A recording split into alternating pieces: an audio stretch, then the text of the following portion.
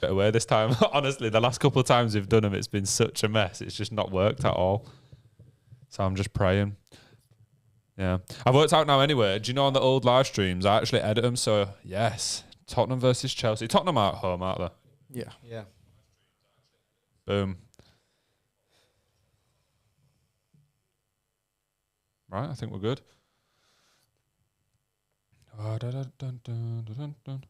often wonder, like, if someone tunes in right in the first couple of seconds, will they be thinking, what the fuck's going on here? Do you know what I mean? It's just us, like, looking around aimlessly. So probably catch some fucking blinders as well, won't they? Just talking that one rubbish where about. Joshua ended up doing some mad impressions. Oh, what did he go? A Japanese person. Oh, shit, yeah. Ellis did exactly the same thing. Oh, God. Boys. I don't want to ask a question because I want to actually be looking up when I'm for the clips. Liam Gallagher.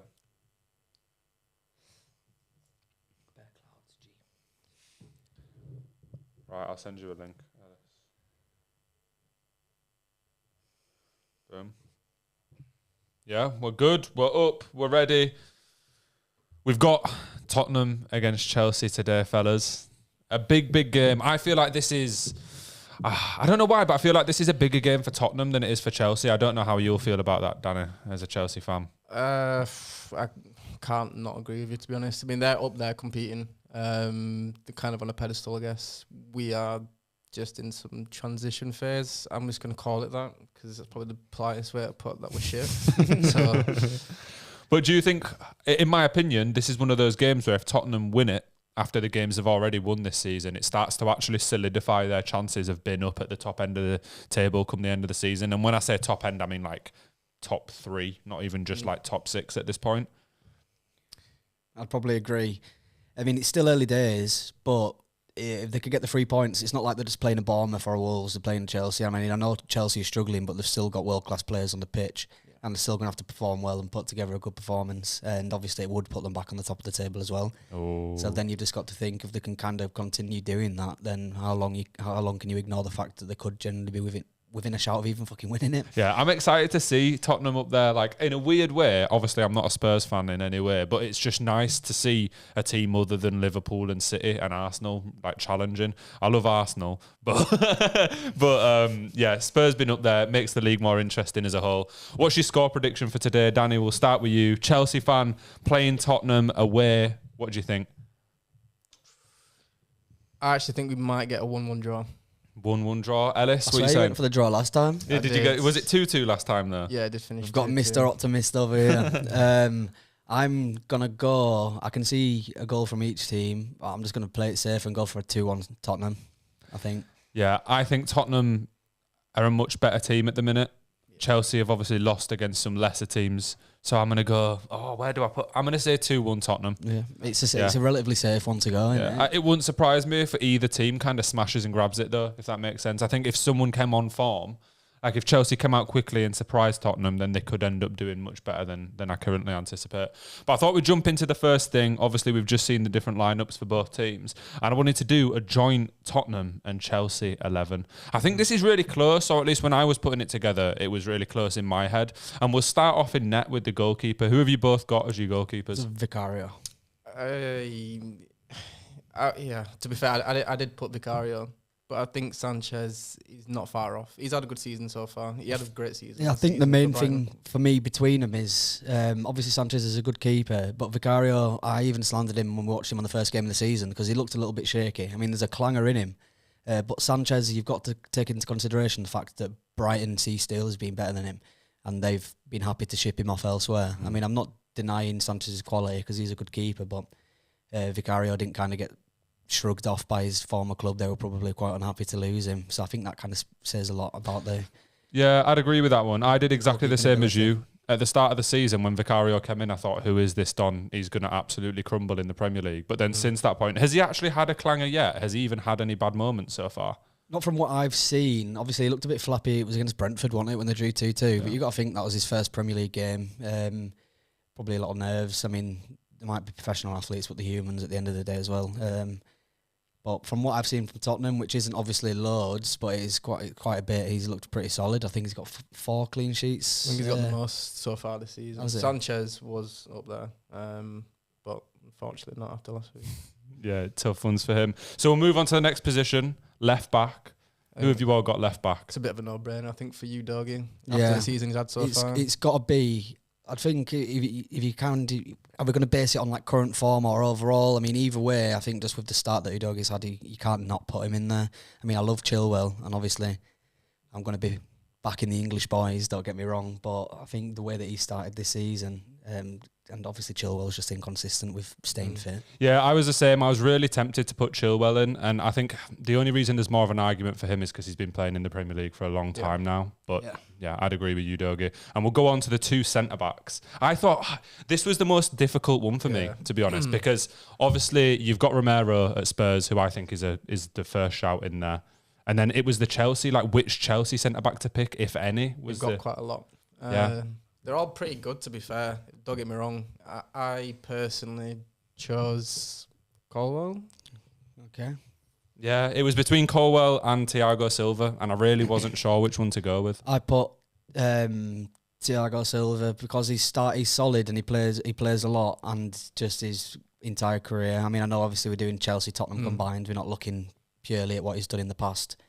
But I think it takes quite a lot to be as old as he is to be performing week in, week out in the most competitive, let's say, league in the world. Yeah, I'd agree. It speaks volumes for him as a player. He's got a good head on his shoulders. I think if you were going to pick one of them for this season to be in your team, you'd probably go with Thiago Silva.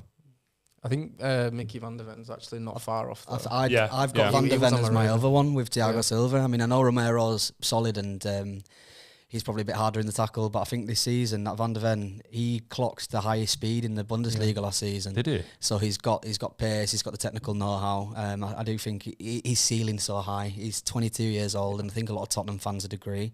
So that's why I did go for Van der Ven. But it's kind of like the centre-back partnership they had not long ago. Was it Vertonghen and Alderweireld? They're both great together, but can't do the perform when they're not alongside their main partner. It's just one of them. But I did go for Van der Ven purely because of the potential. Yeah, things can change quickly. I mean, the game's kicked off here, and I didn't even know who that was on the attack. Was it Chelsea? Yeah. I wasn't sure which team. I wasn't sure which team was attacking which way, so I just saw that it looked like a big attack going on. It took me a second to figure out as well, though, to be fair. Right, so we've got our centre backs onto the right back. I think it's an obvious one if he's fit. Yeah. It's got to be Reece James, hasn't it? He's one of the best fullbacks in the league, but the issue is he's only fit for about 3 games a season at the minute, or at least it seems that way. It's a shame as well, because as you say, he's just got bags of ability, and he's one of the better in the league when he is fit. It's just about stringing together consecutive run of performances. And the thing is, he'd probably be getting in that England squad as well. I don't know if he'd be starting at the minute. But I think if he'd been regularly fit for a couple of seasons... He'd be in the squad, definitely. Yeah. You'd like to think so, wouldn't you? Do you think he'd start? I think he'd be in the pecking order behind Walker. Well, it's subjective, I think, to the opponent as well, because I think Kyle Walker's just very reliant. The pace as well is just a massive factor in Kyle Walker's selection. I mean, he's great defensively, but he can be out of position and just make up that ground purely with his pace. Yeah, you've seen the number of times when he's been playing like the world's top wingers or attackers in the last few years, and he's managed to completely outpace them and out-defend them throughout. Race, yeah, it's a bit mental. So I don't know how you guys kind of structured this, but I then had 3 midfielders, 3 attackers, 4-3-3. I feel like that's the best formation to go for in things like this. So I'll start off with a midfielder. I think an easy pick for me is Enzo Fernandez. Yeah. I think he's Chelsea's best midfielder. He'd easily walk into the Spurs side. His range of passing as well is just, it's great. I mean, he was the first midfielder that I actually put in there, really. Same. He was the first I wrote down. And then I went for like 2 more defensive midfielders and 1 more attacking. So my other choice as like a more defensive midfielder was Bissouma. Yep, exactly the same as me. I feel like we might just have the rest of the team exactly the same from this point. We know what the attacking midfielder is going to be. The attacking midfielder. But Maddison, obviously. But just going back to Bissouma, obviously he's just he's thriving under Ange at the moment as well, and I think he's probably got to be up there with one of the best in the league at the moment with how he's performing. I've got that to say for him, which think Spurs fans would agree. It's a strange one with Bissouma because when they first signed him from Brighton, he looked like he was going to be a huge player and then completely dropped off. He wasn't really utilised under Conte properly. He was injured a lot as well, to be fair. But I think on the eye as well, he didn't fit his style, Conte's though. Yeah, maybe it was just that Conte setup that didn't do him very well, but I expected better things from him quickly. I have a feeling that might be a similar thing that we see happen with Caicedo, where maybe he doesn't bed in straight away, but in the long run, he's actually a decent signing. You know that there's a player there. I'm hoping for that. Because again, he's one of those signings this summer that I think, fucking hell, that's a lot of money for not the best player in the world. But yeah, we'll wait and see. And then attacking mid, I guess we've all got Maddison in there. Yeah, it's quite easy going forward, isn't it? I mean, Maddison, I don't think, just speaking Premier League strictly, I think he's been the signing in the summer, realistically. For the fee as well. For the fee as well, we've got to look at all the other fees that are getting thrown around. Yeah. It's good business from Tottenham. I think with Maddison as well, with Leicester, you've seen what he's capable of doing, but in that kind of different surrounding, especially with the last season when they're struggling, it's hard for his class to show every single week. Whereas with Spurs, so far, they're fighting towards the top of the table. You are kind of seeing his class shine through. And I think it's because, as you said, he's gone now to a team where he's not particularly the biggest player, and it probably means that a lot of that pressure that was on him has been relinquished. I think he wants to be that man though, doesn't he? No, he does want to be that man. He don't mind that, does he? But he always was at Leicester. There was more eyes on him. I know there was still Vardy and a couple of other players there, Barnes. You're right, yeah, definitely. But he was one of the ones where everyone was always calling for him to get in the England squad, etc. Now, at Spurs, he should be able to calm it down a little bit. Spurs with a decent attack there, but it was offside. So, let's move on to the front three. Who have you got? Left wing. Left wing. I put Sterling. I know it's a bit of a shaky. I've got Sterling in my front three as well, man. I've got him in my front three, but I had him on the right. I didn't specify positions with my front three. I just put three forward players. There isn't really an out-and-out striker that I've selected. I think Son's playing centrally at the moment, isn't he? Yeah, I think based on the season, I put Son as my striker. As the centre, yeah. Otherwise, that'd definitely be a no-brainer for left wing. Yeah, I mean, I had Son on the left, Sterling on the right, and then up top I had Nkunku. I know we haven't seen him play yet, but I think when he's fit, he's a big signing. He scored 30 plus goals last season, and there isn't really an out-and-out. I know he's more of a centre forward, but he has played at a striker a lot, and he's probably who I'd pick out of all those. I'd agree with you in terms of what we think he's going to bring to the team, but just purely because we've not seen him first. We've not seen him in a Chelsea shirt yet. That's just why he didn't even really pop up in the front three that I put. Spurs are on the attack again here with Kulusevski in the box. It's gone in the back of the net.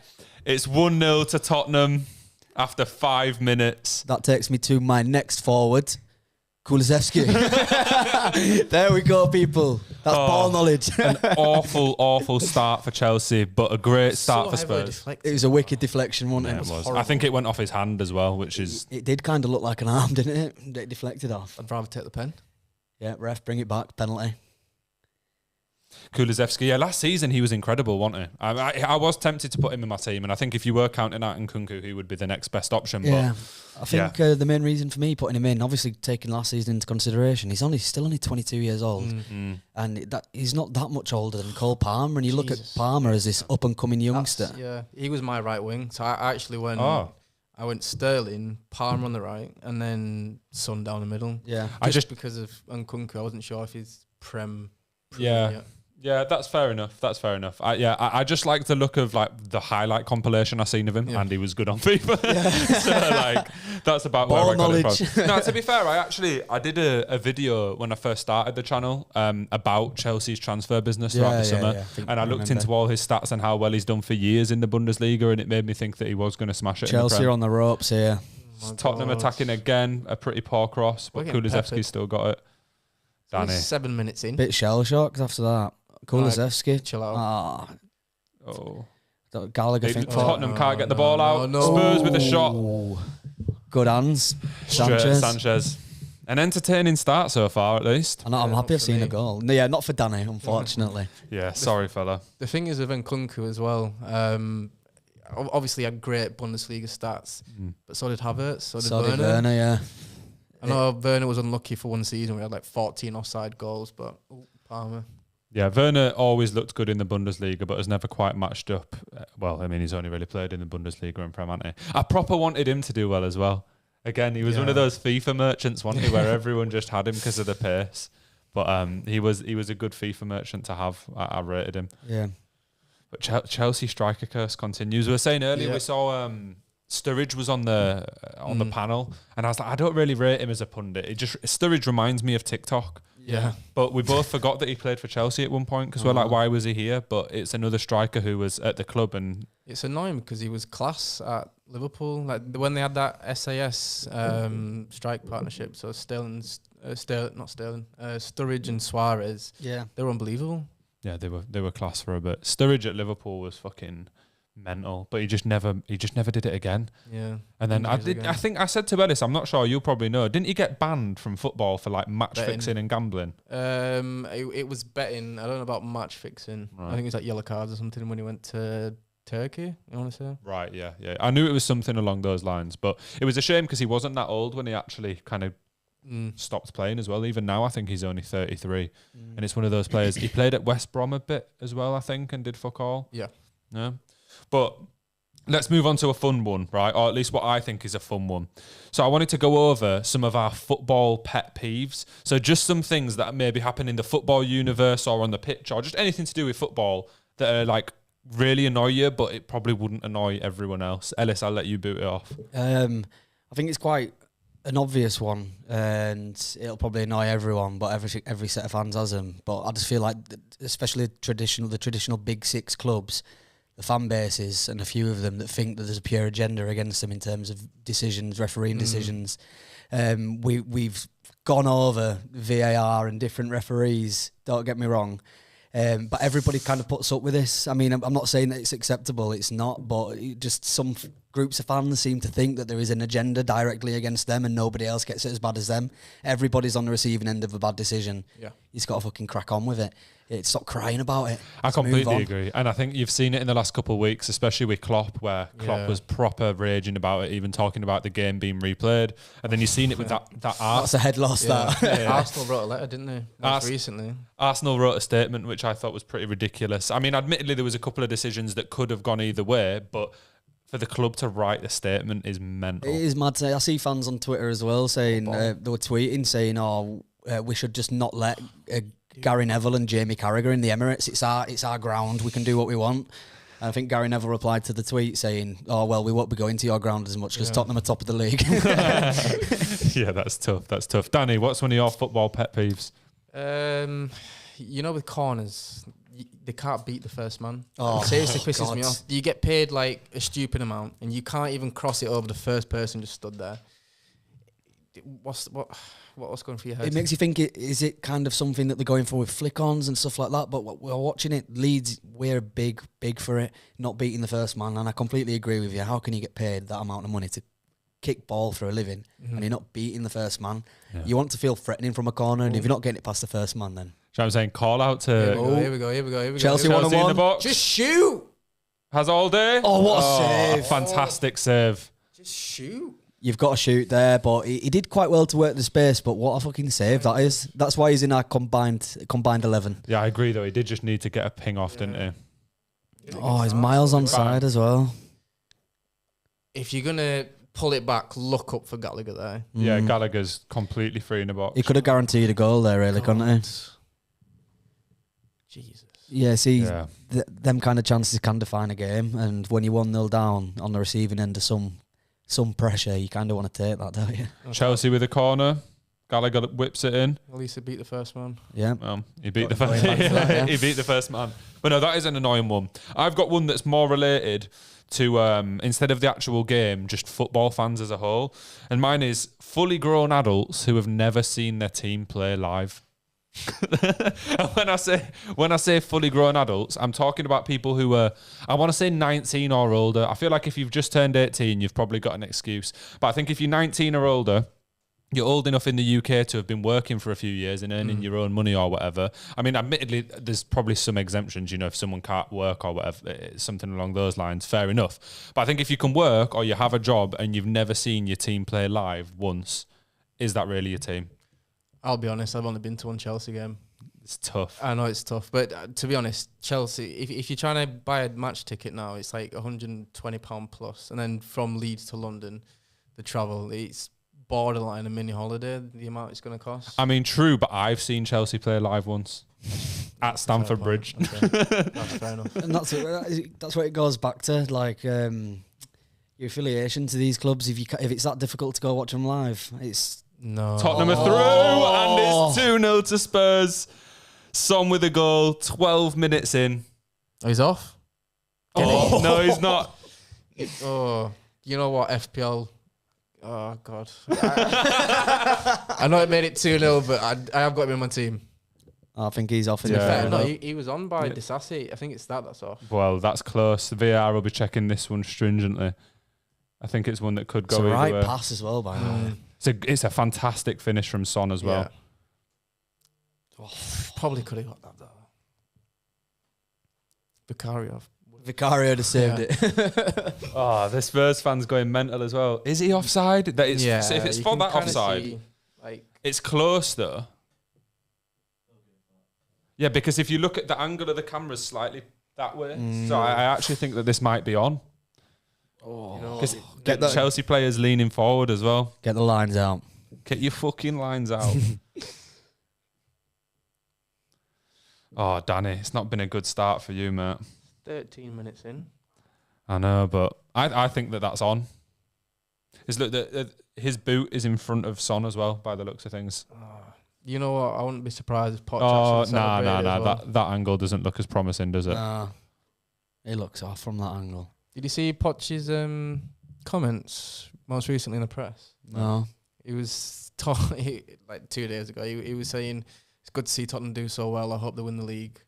What? As a Chelsea manager, you can't say that. He said, I hope they win the league. Yeah. I saw him say something about the only teams I'd never manage are Arsenal and someone else, but I didn't see. Yeah.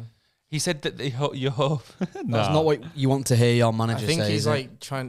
They gave it offside, but I think he's trying to pretty much say that we are in no contention to win the league anymore. Like, we're just like fodder. Well, it kind of sounds like he's already rolled over and died. You kind of need a big figure at the top at the helm that's just not going to focus on what's going on above them or behind them. That's just going to be speaking about driving you forward and picking up points. Where's the rest of the Chelsea? Chelsea players on the here? attack. Jackson again, good Yeah, tackle. Good tackle, that, to be fair. Jackson's trying to make some moves up front, to be fair. Is that Mudryk? No, Palmer. Palmer. Mudryk, is Mudryk even starting? No, he's just come back from injury, I think. Oh yeah, he hasn't. I thought I seen him on the pitch. Nah, that might be. Gallagher, You might Yeah, it's be Gallagher. Gallagher. Yeah, there's too many blonde-looking people. Palmer ain't even blonde, really, as well as I'm just losing my mind. But anyway, back onto the pet peeves, right? So I get what you're saying. Like, Chelsea is a long distance, and it's going to cost you a bunch of money to get there, etc.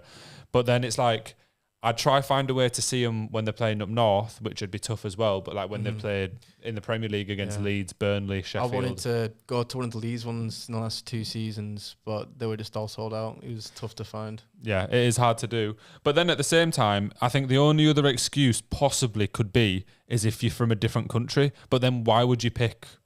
Like, I wouldn't have them as my main team then, do you know what I mean? If someone asked who do I support, I'd say, oh, well, I support Mumbai Rangers, but I really like Man United. Yeah, well, I guess though, but then it goes back to say, like, I know it's only an example, but Mumbai United, you're obviously going to follow the most relevant league in the world, aren't you? Or the most relevant I league. cracks myself up with that one. Mumbai United. I don't even know if Mumbai Rangers are a team. Because I'd feel like if I was a football fan from a different country, I would try to support my Yeah, you local would. team, but your main interest would probably be from the big leagues. Yeah, innit? well, then I can make an excuse for it. If you're like 1,000 miles away and you've not seen your team, then fair.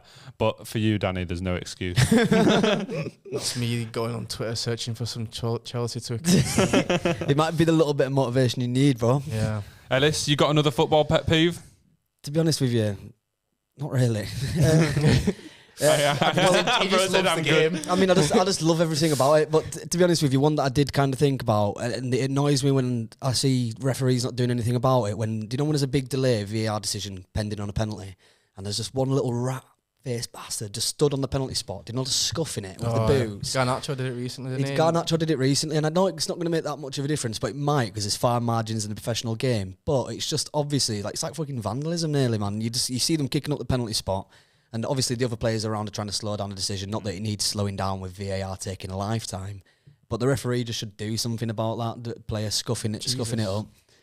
Yeah, I agree. It's an obvious attempt to fuck up the penalty. It's smart from the players though. It's been going on for decades, and referees have never done aught about it. It just needs to it needs to get dealt with because it's just challenge came flying out the trap. Spurs. I didn't. To be honest, think, I don't think that's a foul. Yeah, I didn't think that was a foul at all. And a yellow.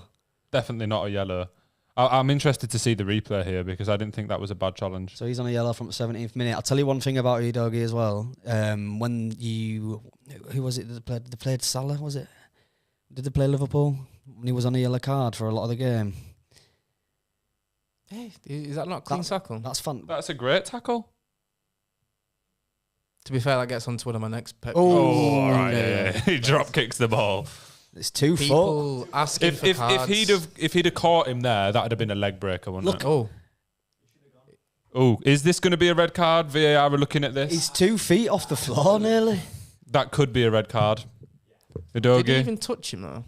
It's the intent. He didn't. Yeah, he didn't touch him, but I think it's the way he went True. in. But there was a similar one to this the other day when who was it? Havertz. Oh yeah. It looks was bad it? there. Yeah, That's like a drop kick, effectively, isn't it? I think he could Is be it 2 big. feet He off? could be 2 feet off the floor. I think he's in big It trouble. looks like he's trying to fucking do a WWE move on him. Both feet are off the floor at the same time. Going on a wet slide. Oh, is he played on? VAR seem to have looked at it, and it doesn't look like it's a red card. Again, there's so many of these decisions where it's like, where's the line drawn? None of them are consistent. I'm sorry, but looking at it from that other angle, he's gone in Completely studs up. really, really quick speed as well. He's gone in, and both of his feet were off the floor at like a given moment, and I think that's intent. It probably should be a red card within the laws of the game. Yeah, I agree. I think Based on recent decisions, yeah, definitely. 100% a red card in my opinion. He's a lucky man, to be honest. It looked like a really nice clean tackle initially, didn't it? Yeah, we all went there. That's not even a foul, and then all changed our mind to a definite red card. I think it's lucky that he didn't get much contact on Sterling, because I think even a fraction more contact on Sterling, and there's not even any deniability. True. Right, I've got another football pet peeve anyway. I've Hate us. actually got a few. I don't know if you have any more. I've got a few. Yes. I'll go with one next, and then you can go up, Danny. So this is a strange one because I see people complaining about this on the internet all the time. Yeah, people who think it's strange for adults to wear a football shirt. So I've seen loads of people, like on YouTubers and on Twitter, saying it's weird for adults to wear a football shirt. I don't think people are saying it's weird for adults to wear a football shirt. One thing that I see all the time is they say it's weird when adults get names on the back of the tops. And that is a little bit weird. But even I don't think that is it's supporting a player. I get names on the back of my top, and most recently, and most regrettably, I got a Leeds United shirt from last season with Brendan Aronson on the back. So it was a waste of £70, realistically.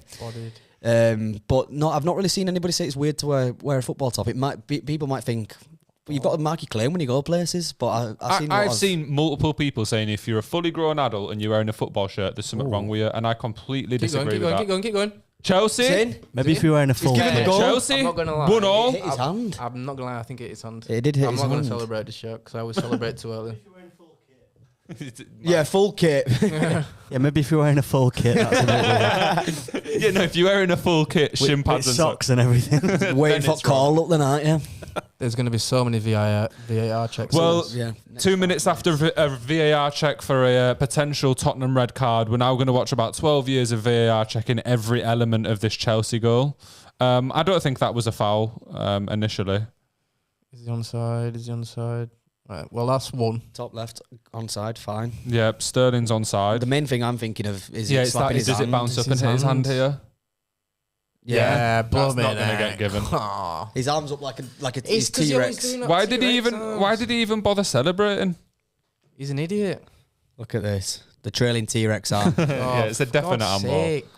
Surely in his training regime, he just needs to learn to run with his arms. He needs to train with a straight jacket on, doesn't he? I mean, to be fair, if his arms weren't up, he wouldn't have even ended up one-on-one Nah, with it. Yeah, sure. But then again, it's just not going to get given, is it? It seems to... Hey, that's naughty, that. Do you see Romero just kick out then? Do you think they're looking at that as well? Fucking better do. See ya. Yeah. It's like proper Sunday league this at the moment. If they don't give this as a handball, Yeah, I'm going to be baffled. Well, they're looking at the next bit now. Does it not need to be in a deliberate position? Yeah, but that's not a natural position, is it? For him, Yeah, sorry, technically. natural position. For him, it's kind of natural. Yeah, for him it is, isn't it? Yeah, Sterling's natural position, he can just run like that. Surely that's not going to get given. If it is, I'm baffled. The worrying thing is, though, it's at the point where it actually might, and it wouldn't surprise me that much. But to be fair, you could argue that it's too. Yeah, handball. Yeah. Well, at least do something about the Romero kick out. He We've lost just his seen head. it on TV. He lost his head for a second there, didn't Yeah, that was off the ball. Okay, is there a second check? No, he's just getting deep heated up on the touchline. he? There you go. Hey, yo. Joking. But yeah, onto the shirt thing. Wearing a full kit's weird. Wearing your team shirt is not, in my opinion. If you get the name on the back, I think it depends who you get. Let's say you're a grown man. And you're getting an 18-year-old boy's name on the back. That's a little bit strange. Like Archie Gray. Oh, God, yeah, imagine. To be fair, you got Brendan Aronson and he looks about he's 12. Kick out. That's a kick out. It's not a red rope though, is it? It's Naughty, though, isn't it? By the letter of the something. law, this could be a red. Look at He the knows what ball's he's gone and doing. he just kicks him. Yeah, I mean, True. this could be, if this doesn't get given, it could be 2 potential Tottenham red cards that haven't gone ahead. Is VAR even looking? VAR didn't even look at it. It was just Sky Sports. Damn. Well, you already know how this is going to go, Chelsea. and are you just were gonna all in blame the favour game of on VAR VAR. earlier. 23 minutes in and we've had fucking a lot of drama so far, haven't we? It's been an entertaining one. It is very feisty. Boy. Is that not a foul? Easy.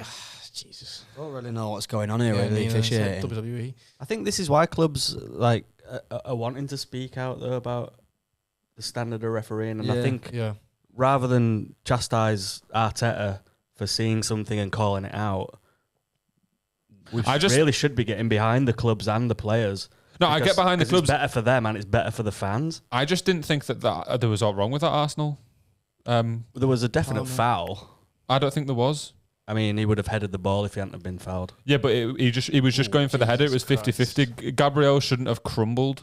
He's a big bloke and he's He gone down literally, like a sack of shit. it was like he was diving in his own box when he was meant He to had be his defending a hands on header. his neck. Nah, I didn't think it was a foul when I seen it and seen the replays. Well, I mean, he had his hands on his neck. That's fine. That's Throttled fine. in Bart Simpson style. Anyway, Danny, Is that on ball? Oh yeah. we're back onto you for another football pet peeve. It's actually just what happened on the screen like not long ago. Players that are not involved in the altercation, even if they are involved in the altercation, asking for like cards. I know they're cracking down on it this season now, so you'll get a yellow card if you go like that, asking for a foul. Well, they're meant to be cracking down on it, but it hasn't actually happened that many Not times, has really. it? I think just get on with the game. It's a man's sport. There's gonna be fouls. Not everything has to be yellow card. You don't want to. Well, you don't walk into the kitchen at a restaurant and tell a chef how to cook your dinner. Yeah. You just It's a bit of a strange analogy. so don't tell the ref how to do his job. Do you know what I mean? They just need to crack on with it, man. No, I do agree with you, and I think the refs in England get abused a lot more than the refs seem to in other countries and in European fixtures as well. But you look at a sport like rugby as well. There's so much less. Yeah, they're proper like, gentlemen. Like they respect. They the call the referees referee so much. sir. Like, I mean, That's because the refs are good. Well, no, I mean, to be fair, It's it. Chelsea with a decent half Why would you chance, shoot from there, you mong? what a waste. and then they fire it over Is that the bar. Silver? He's never grown a beard, has he? Jeez, his chin's been smooth as a baby's bottom for his entire life. Rugby's a bit weird though, because they respect the refs a lot more in game, but then it's such a brutal sport that it's like you wouldn't have expected that to be the case. Yeah, but I guess it does kind of go back to what But Chris there's said. more the chance of a officiate- serious injury as well, so Yeah. maybe you actually have to listen to the refs a lot more. Chelsea on the edge of the box with an awful shot. Is that Enzo? But a bit of pressure here from Chelsea. It's at least it's not just been all Spurs. I mean, you look at that goal that gets disallowed. I mean, and rightfully so. It could have been 2-0 and you could have been dead and buried. You've had a disallowed goal now as well. Look at them stats since the Tottenham goal. Chelsea have had 7 shots, 1 on target since Tottenham scored. Tottenham have had none. So the game has Here we go. turned. He's onside. Chelsea with a decent chance There again. we go. Sterling, he's What not- is that Sterling's got the touch? ball in the box, an awful touch. Oh my God, Gives this it back to guy. Just Tottenham. give it Palmer or something. Don't you dare. Chelsea! Don't you dare! I didn't know he had it in his locker. I didn't know he had it in his locker. My man said, "Don't you dare!" Then he puts it into the back of the net. And Yeah, it's there's no. no. We thought it was 1-1. The linesman's got his flag up. For what? What could possibly be offside there? No. always celebrates too early. I didn't celebrate for the last one. Thinking, yeah, it's going to get ruled out. The linesman's got his flag up here. All the Chelsea players are surrounding the ref. I'm not sure what actually he's onside. Who is offside? Is somebody in the keeper's way when he hits the ball? Yeah, I don't know here. Nah, not. Yeah, potentially. Well, yeah, I'm not sure. That's bollocks, that man. He's left. Maybe that is it. Pedro Porro. Is it his left knee? That's bollocks, that though, because I'd understand if he was on the edge of the keeper's. Let's look at the replay. Let's see if he's actually in the keeper's line of sight here. But he's pretty much on the edge of the box, so it shouldn't matter. Yeah, there's always going to be people in front of you as a goalkeeper. Because you could say that the Tottenham players are in exactly the same position, Exactly. pretty much. There's a couple next to him. But he's not on the edge of the 6-yard box. Oh no, he's missed him. Sterling just diving as usual. Yeah. Sterling things. He always follow. Oh, I'll take a pen. Oh, that could be a penalty. He did get the ball first, but he just stood on his ankle. That's his Argentinian. There's been so much going on this game. I can't believe we're only 28 minutes in. Really? No, I don't think he's not even offside. Knee to his bum. Yeah, look at the Tottenham player here. I don't even think this is offside for Chelsea. Knee to his bum. It's a good thing it wasn't Sterling because he's got a dump truck. Hey, yo. Jigglebacks. First got Sterling jigglebacks. This is going to be on the internet forever. It's why I love it. Oh, God. Digital footprint, bro. Is that on? I think he's onside there. His view?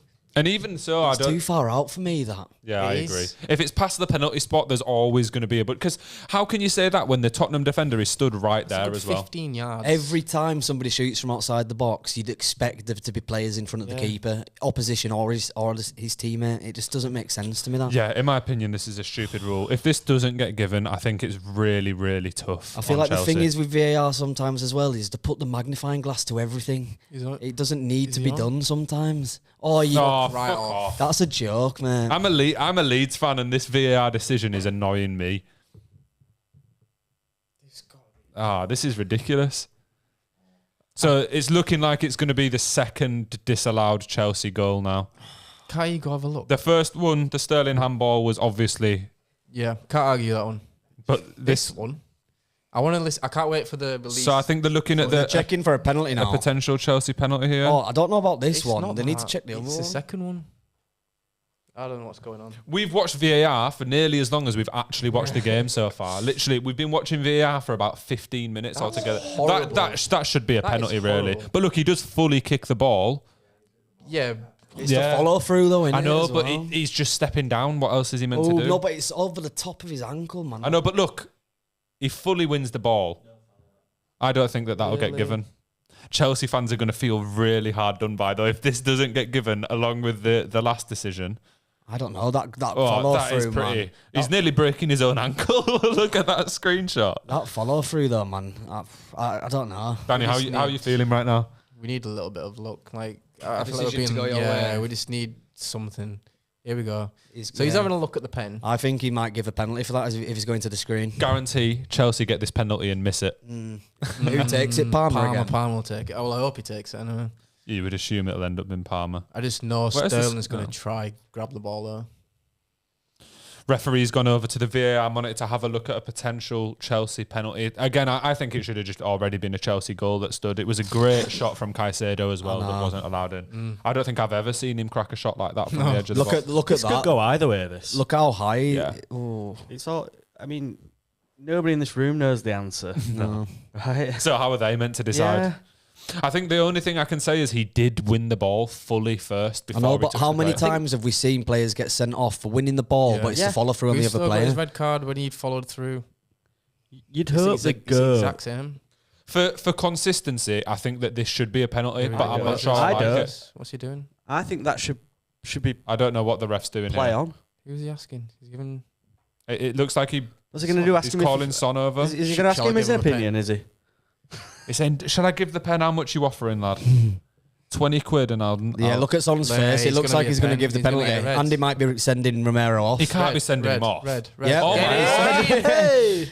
Yeah, Get that's why he called in. Son over. As soon as the camera panned and he seen Son's face, you knew that he was getting a red card and not getting a pen. So Romero here for Tottenham has been sent off, and Chelsea have been awarded a penalty after a really sticky VAR decision disallowing one of the goals. Tottenham are now at a massive disadvantage. To be honest, I think I can see why the penalty was given. I'm not sure I think it was a red card. But I think if you give the penalty for that because of the studs, it's got to be red. You can't give me a load of He giving fully won the ball though. I know, but he the won amount of times I've seen that in football. Yeah, He won the ball first before he touched the player. I've seen that in football loads. It's really dangerous to say that players shouldn't be winning the ball. I think. I agree. I do agree with you. But the amount of times that we've seen it in football, just for the sake of consistency, they kind of fucking carry on doing it, I guess, aren't they? It's tough. But aren't you supposed to get stuck in? Isn't that not the point of yeah, football? but that's the direction. Yeah, I think if people get hurt anyway, don't they? Maybe not in the box like that, like Danny said though. It's a bit reckless. I know he's won the fucking ball. But he's won though. the ball at the end of the day. If you're going to put a tackle in like that and you win the ball first He's and a there's a defender. follow through, that's why I said I can appreciate the penalty because it was a dangerous tackle. But is it a straight red card? I'm not sure. I'd be fuming if I was Brennan Johnson. It's a shame. Yeah, it's a tough one. Eric Dyer comes on for Tottenham just before Chelsea take this penalty. That means Chelsea. Well. Oh, Danny, you feeling confident for the pen? Depends who's taking it. Let's If see. it's Palmer, Yeah. okay. Well, I'll just be quiet first. Palmer's on the penalty for Chelsea here to make it 1-1 after a Tottenham red card. I'm just letting the nerves build up. See if the keeper's worth his salt. Why is that such a loud vibration? Group chat. Palmer steps up. Is he going to get it in the back of the net here?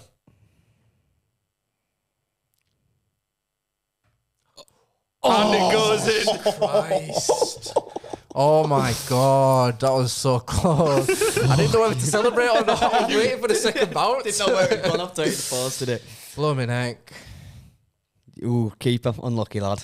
Right, so they've got 10 men now. We've got to get on top of this. Surely we've got to get on top of this. So it makes it 1-1. Tottenham down to 10 men. To be honest, Chelsea have been dominating the play for the last 10, 15 minutes. Ever since Tottenham scored, I think Chelsea have been on top. Keeper gets two hands to it, but he pushes it onto the post and it ends up in the back of the net. It's quite unfortunate from his point of view, but I think Palmer will be relieved. Surely, Danny, you're feeling pretty confident at this point. I can't talk too soon. I jinx absolutely everything I do. But I've hit my target scoreline already, so if it finishes 0-0, I'm still kind of happy with it. 0-0. It finishes 1-1, as 1-1, then I'm happy with it. But based on they've got 10 men, we're on top of this game. We should win this game now. You want to take it to him, don't you? Yeah. At this point, given the what is that? scoreline, etc., you would think Take that the foul. Give us a Spurs foul. will end up losing, but Thank you. so Chelsea free kick. Yeah, Chelsea really have been, like, since Tottenham scored, It's about 5 literally, minutes after, it's just been all Chelsea. Well, you seen that stat Peppering pop them. up on the screen a couple of minutes before that big decision that they'd had 7 shots on goal, 1 on target. To fuck Spurs was is none since they'd scored the first goal. Which is pretty wild when you think of it. Yeah.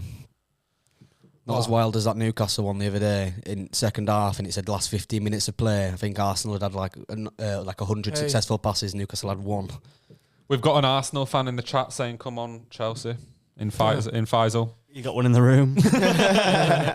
all the Arsenal fans are backing an apparent London rival against another.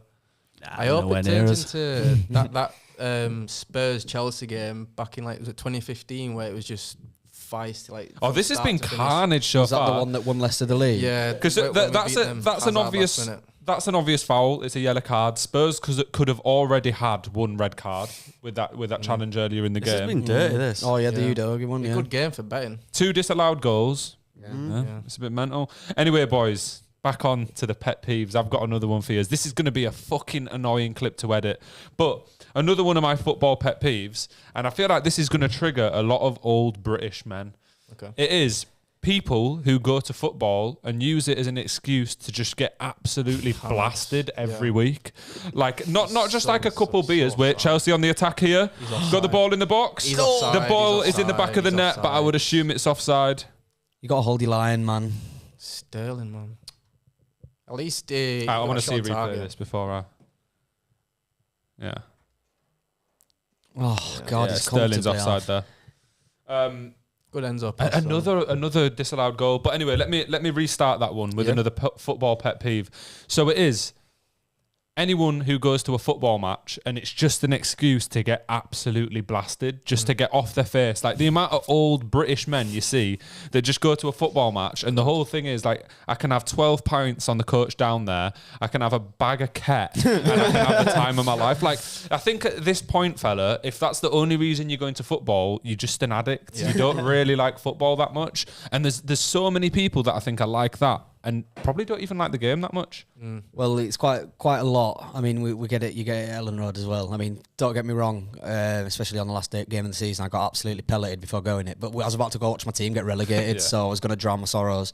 But a lot of them, week in, week out, just sink about 10 pints before, get on the packet and just look to get rowdy, don't they? And you're not really going for the game then, are you? I mean, fair enough, you can go for an atmosphere. He's but offside again, and I think there's a fine line here. I agree, go have a pint or two with the boys. Like, football is a social event, but I'm more talking about those people who Literally just get fucked. And then it's always those same people that end up trying to start fights, even with their own fan base a lot of the time. It's just not a good look, in my opinion. I think if you like football, it's one of those things you should be able to do without just getting blitzed. Again, a couple's cool, but not like... Well, it goes back to the obvious and prominent toxic drinking culture that we have in this country, and that's why we can't drink in stands when everywhere else in Europe can, because it's bad enough without us being able to drink in stands.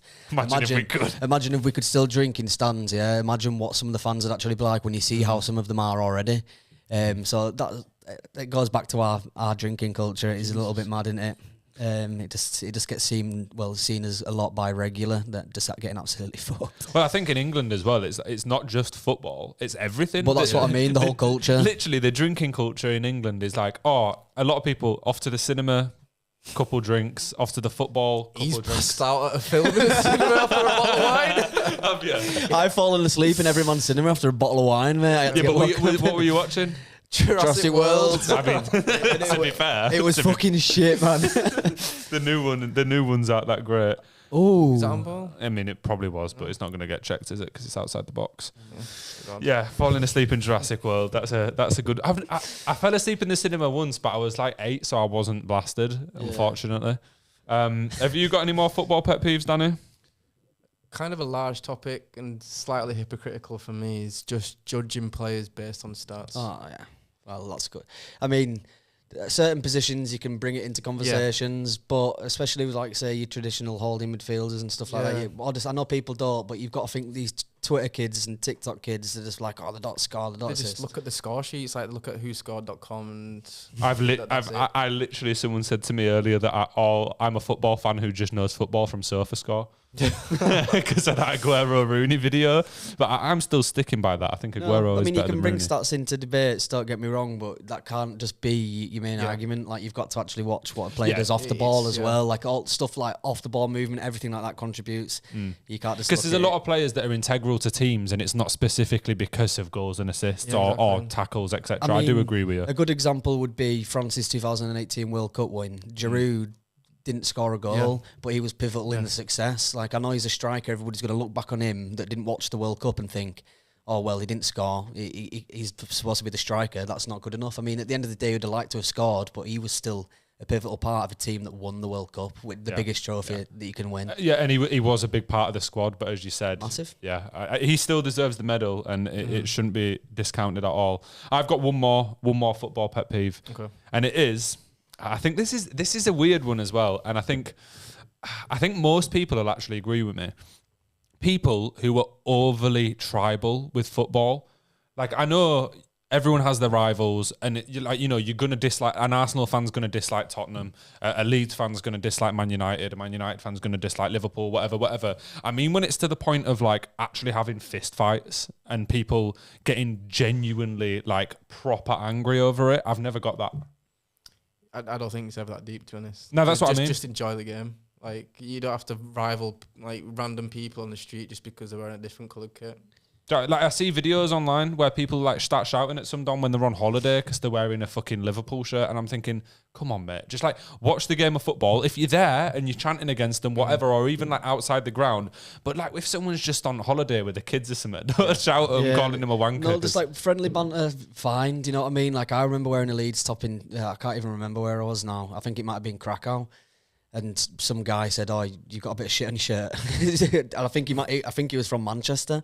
I mean, stuff like that, fair enough. I mean, if you take it in the right way, and if it's meant in the right way, then yeah, fine. But to actually start outing people and getting aggressive towards other people, it's a little bit wild. I think we've passed them times, and we should be past them times, really. Yeah, I completely agree. I mean, maybe under set circumstances, if someone's like a proper wanker and like try to fight you, then obviously it makes sense. But apart Stand your from ground, that, innit? yeah. Apart from that, I don't really get it. Danny, have you got any more?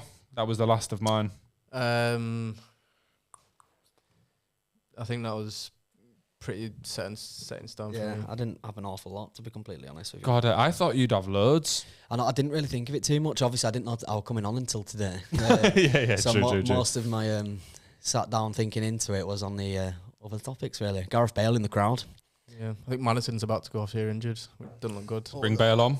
That's really not a good look for Spurs, is it? To be a man down and Maddison limping Didn't off the even pitch. Get touched when he went down. That's probably the worst part. Yeah. That happened a couple of weeks ago and he managed to continue though. I think this might, if I was Tottenham now, I'd just take him off and wouldn't risk it in a game like this where it's probably not going to go too well anyway in the end. Do you think they can probably just accept that they're bound to potentially lose then? Yeah.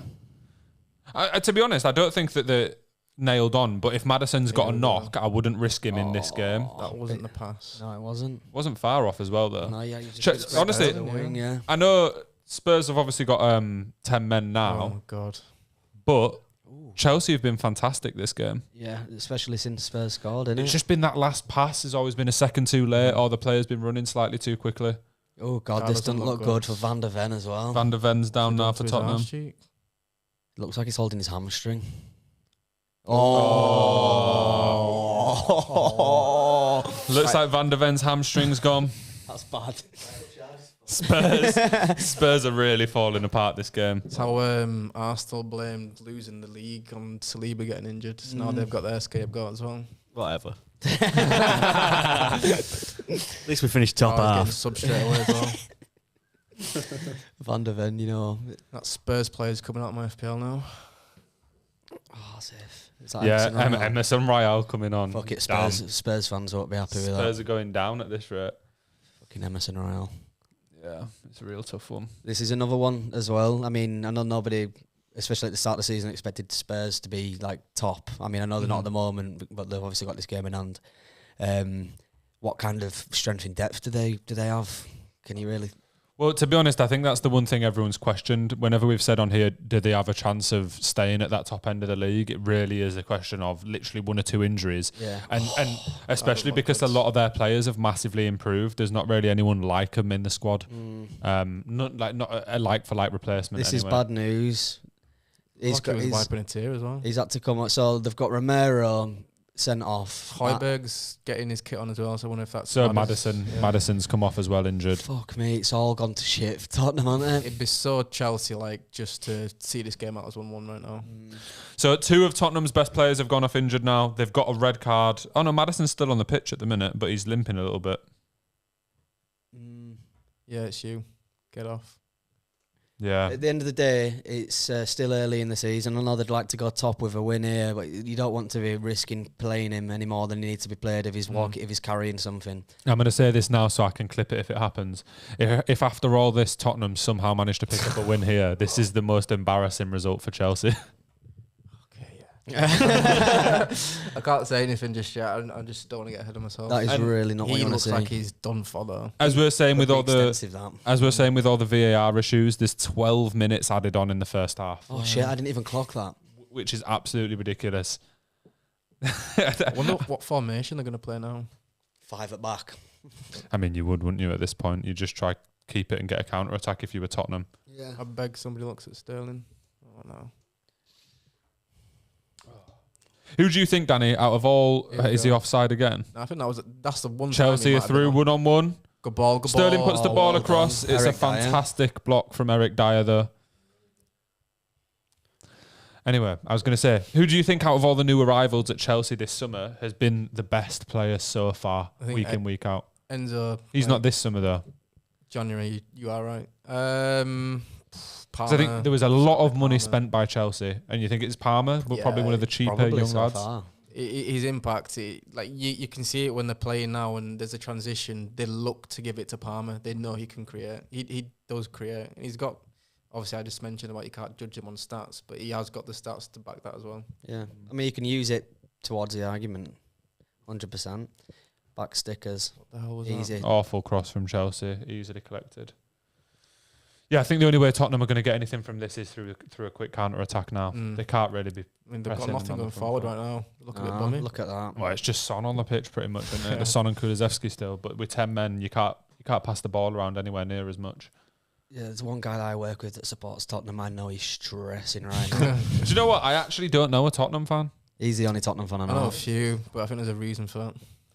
No, but I know lots of Chelsea and Arsenal fans up north, but I suppose that's because they've been good in the last 15, 20 years, whereas Spurs obviously haven't won anything since probably before my dad was born. I think, was it like a Carling Cup back Didn't they win 2008? Yeah. Right. Sorry. Well, they've not won a league in a while, have they ever? Whoa. I think it'd be, What was I doing in 2008? I don't know. I was probably still afraid to have a Lambda Piazza. They're still pissing the bed. yeah, I was about to say. you act like that stopped now. No, especially after a few beers. A couple too many Guinnesses, it's game over. Get a switch. Oh. It's not the best of passes. You had to come back for it. But it has. I mean, I would expect it to be now, but it's all just Chelsea at the minute, isn't it? Go and do something. Oh, Oh my God, that's some long legs. Ooh. Out wide, out wide, out wide, out wide, out wide, out wide. Chelsea on the attack again, Back on the edge of the sticks. box. It's not the greatest of balls, that. It was, It was a dangerous palm out from the Tottenham keeper as well. Mm. I can't remember his name. Vicario. It Yeah. just won't come into my head. Vicario. Do you know what? I was sat here earlier. I was doing my notes, and for fucking life of me, I couldn't remember who Pochettino was. I was sat there and I was doing it. And do you know when you want to remember? Like I was like the Chelsea manager. I know. He used to manage Tottenham. He was at PSG, but I couldn't get his fucking name. It was driving me mental. Oh. And then as soon as you remember, you're just like, oh my God, obviously. I had to Google it. I couldn't work it out. Back stick. Chelsea on the attack again. Oh, it's not great. Oh, so tell you what, Dyer's come in and he's trying to organise the defensive line. The good thing about Dyer is I know he's not a player you'd probably want to start week in, week out, but you kind of know what you're getting with him. He's relatively solid. I urge you to still have him in England squad. No, absolutely not. He's your type of Brexit ball footballer, though. Yeah. I used him as a reference to the fact that our 2018 squad wasn't that good for the World Cup. To be fair, though, you still think that Harry Maguire should be in the England squad, so I'm with you on that. cut him out. Get him out of my Harry team. Maguire. We need to grow as a team. We need to develop the team. And look at all these new players that we've got coming in. There's no way Maguire should still be in team. Come on, bro. Do you actually believe that? I'll probably have Stones and Colwell, not going to lie.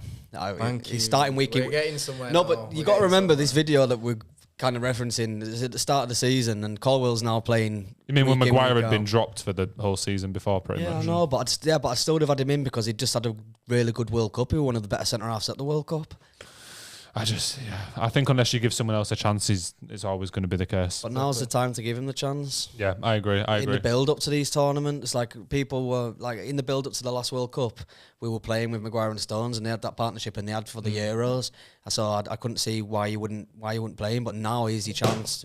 Now is your chance to tamper with the team almost. You know what I mean? Have a little bit of a look and see what else is going on for you.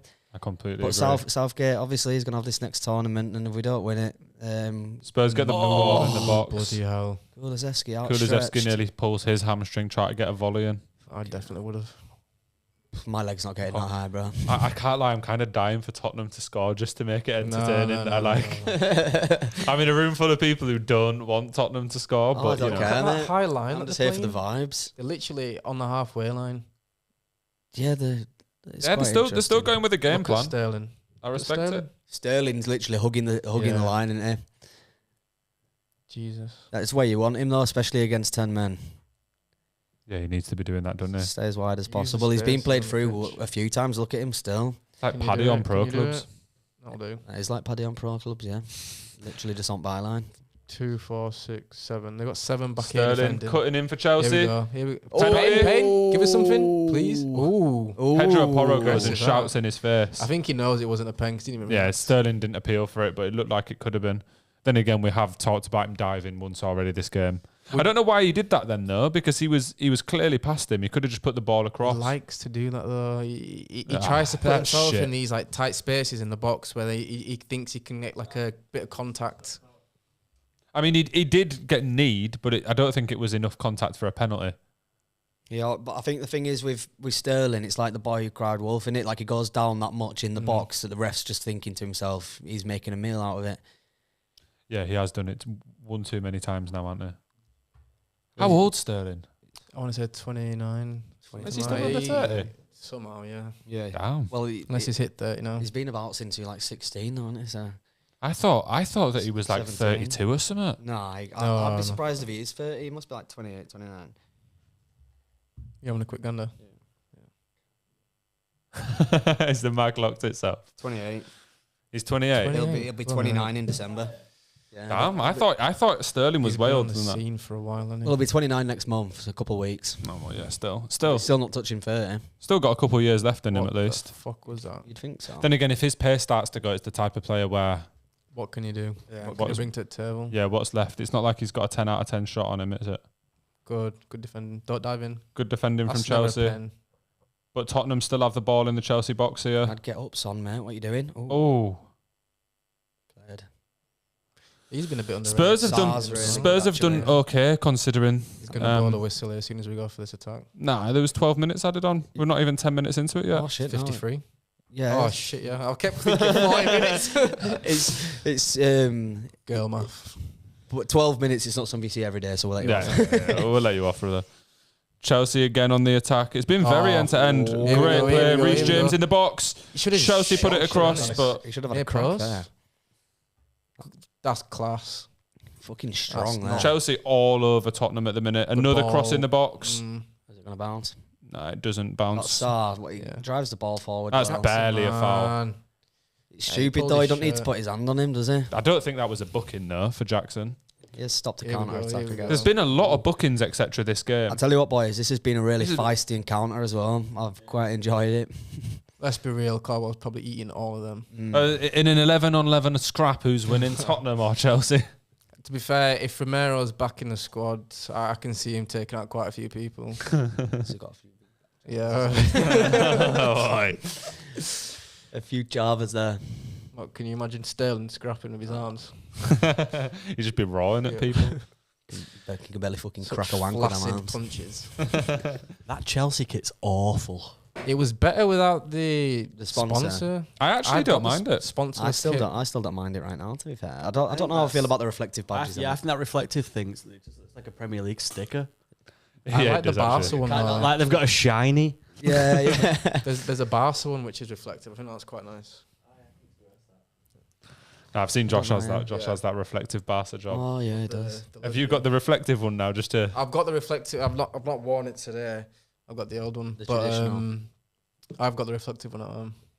Eric Dyer running over. Do you remember that time Eric Dyer was like playing and didn't his dad or something get in a fighting It crowd? was his brother or Was it something in the brother? stand, so he jumped up into the stands. Started scrapping. Well, he just started going up to back his brother and getting people away from him and that. Yeah, I That's remember that. mental. That. Good jokes. Has anyone watched that Beckham documentary? I have, Watched the yeah. first What was it like? I've episodes. not seen it yet. It was quite good. I'm not going to lie to you. I put it on one night when I was a bit drunk after I'd come home. So I don't really remember the first 3 episodes, but then I just carried on watching. It was quite good. It was quite interesting to see what was going on, especially with his move to America. Like that whole move to America, obviously, it was a ridiculous amount of money. And then in their off season, because it's not the same kind of season as ours. Don't you dare! I'm not gonna lie. That is an elbow to the face, but does he mean it? His eyes Yeah, are it on looks the ball. like. His Yeah, eyes but are look on at where he's. Look at he doesn't move his arm once he gets it to next to his head. When you go for a header, though, you do kind of like put your arms up a bit just to. I don't think that it's a space red, yourself but out. Yeah. it's close. But this Fucking VAR this game, man. This is what I mean, though. Everything's just under a microscope in every little thing. I mean, I guess it kind of should be, but fucking hell, when you're getting 12 minutes added on. But yeah, that Beckham's move to America is crazy because I know behind Messi's move, they had to do a deal with Apple for Apple TV. And didn't Beckham have a deal where he got an MLS, like he got to own a team after playing in the MLS? I'm not entirely sure about the intricacies of the deal, but all I know is that it was a ridiculous amount and they weren't good. Class. So obviously they've gone over and he's been watching him play. He's not been very happy with it. He ended up going to AC Milan, didn't he, on loan in the off-season. And then he was basically like, when he was at AC Milan, well, I want to stay here now. There was a big bust-up between David Beckham and Donovan quite publicly because Donovan was like a homegrown player and he like really loved the team and the club and stuff like that, and he was just basically saying Beckham's taking the piss. Yeah. So they had like a big public disagreement. But I think he ended up playing there for a bit longer. I can't really remember. He did finish at PSG though, didn't he? Yeah, I remember him finishing at PSG. He played for pretty much every huge league in the world, for pretty much every biggest club in each league. I mean, he had AC Milan at the time were. Yeah. He had a big dispute with Real Madrid as well towards the end, didn't he? Because when they'd found out, I think it wasn't really going their way. They'd found out that he'd agreed a deal. I think it was like January time to go over to the MLS after the La Liga had finished. So I think it was Fabio Capello, the manager at the time, just basically made him train on his own for ages. But then the players kind of got together, like Carlos and that, and basically took the manager to the side and said, we should let him back in. And because he was dead professional, he was impressed with the way that he just turned up every week. He was on time, never late, never missed a session, even though he was on his own constantly. And just putting in effort. So the manager kind of went back on his decision after saying he'd never play for the team again. And played, and they ended up winning the league as well in his last season. And then obviously winning the league and having the emotion of that, then he's starting to think, he was saying I kind of want to stay, but he's already put pen to paper for LA Galaxy, and that was kind of a move that kind of just finished his career really. I know he went to AC Milan and PSG, but he to me anyway, Beckham was the first big move to America. Yeah, it was, because that was like the starting point for him, wasn't it? Really? I remember him going. I think there was some like a decade or so previous to him, a couple went, but I remember Beckham going, and then did Ronaldinho go for a little bit? I don't know, you know. Did he?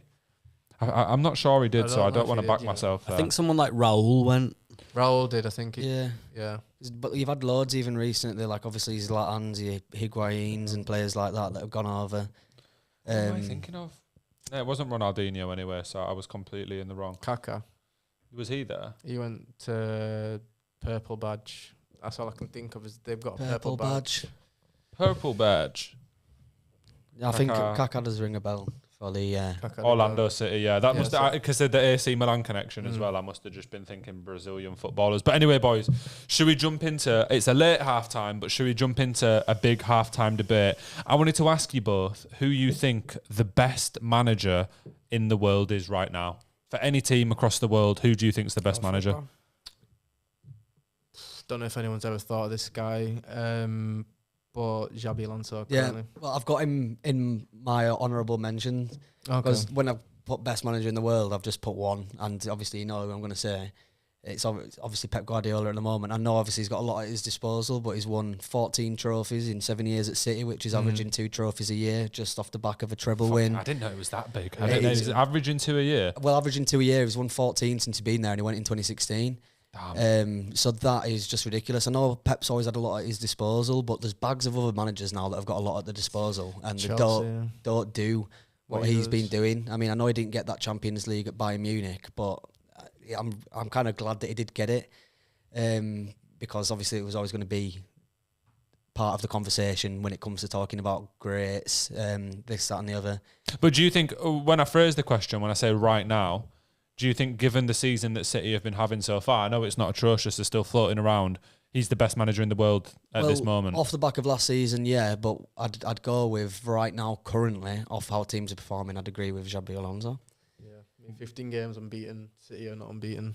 Xabi Alonso, obviously, he's not got everything at his disposal. He's making do with what he's got. I think they've scored like 55 goals, conceded 14. Have you seen clips of some of the goals that they're scoring as well? He's probably implementing his style of playing. And his players as well, in like the press conferences, they're all saying like what a fantastic job he's doing. Grimaldo most recently, I think he said it yesterday, like you just see the game completely different.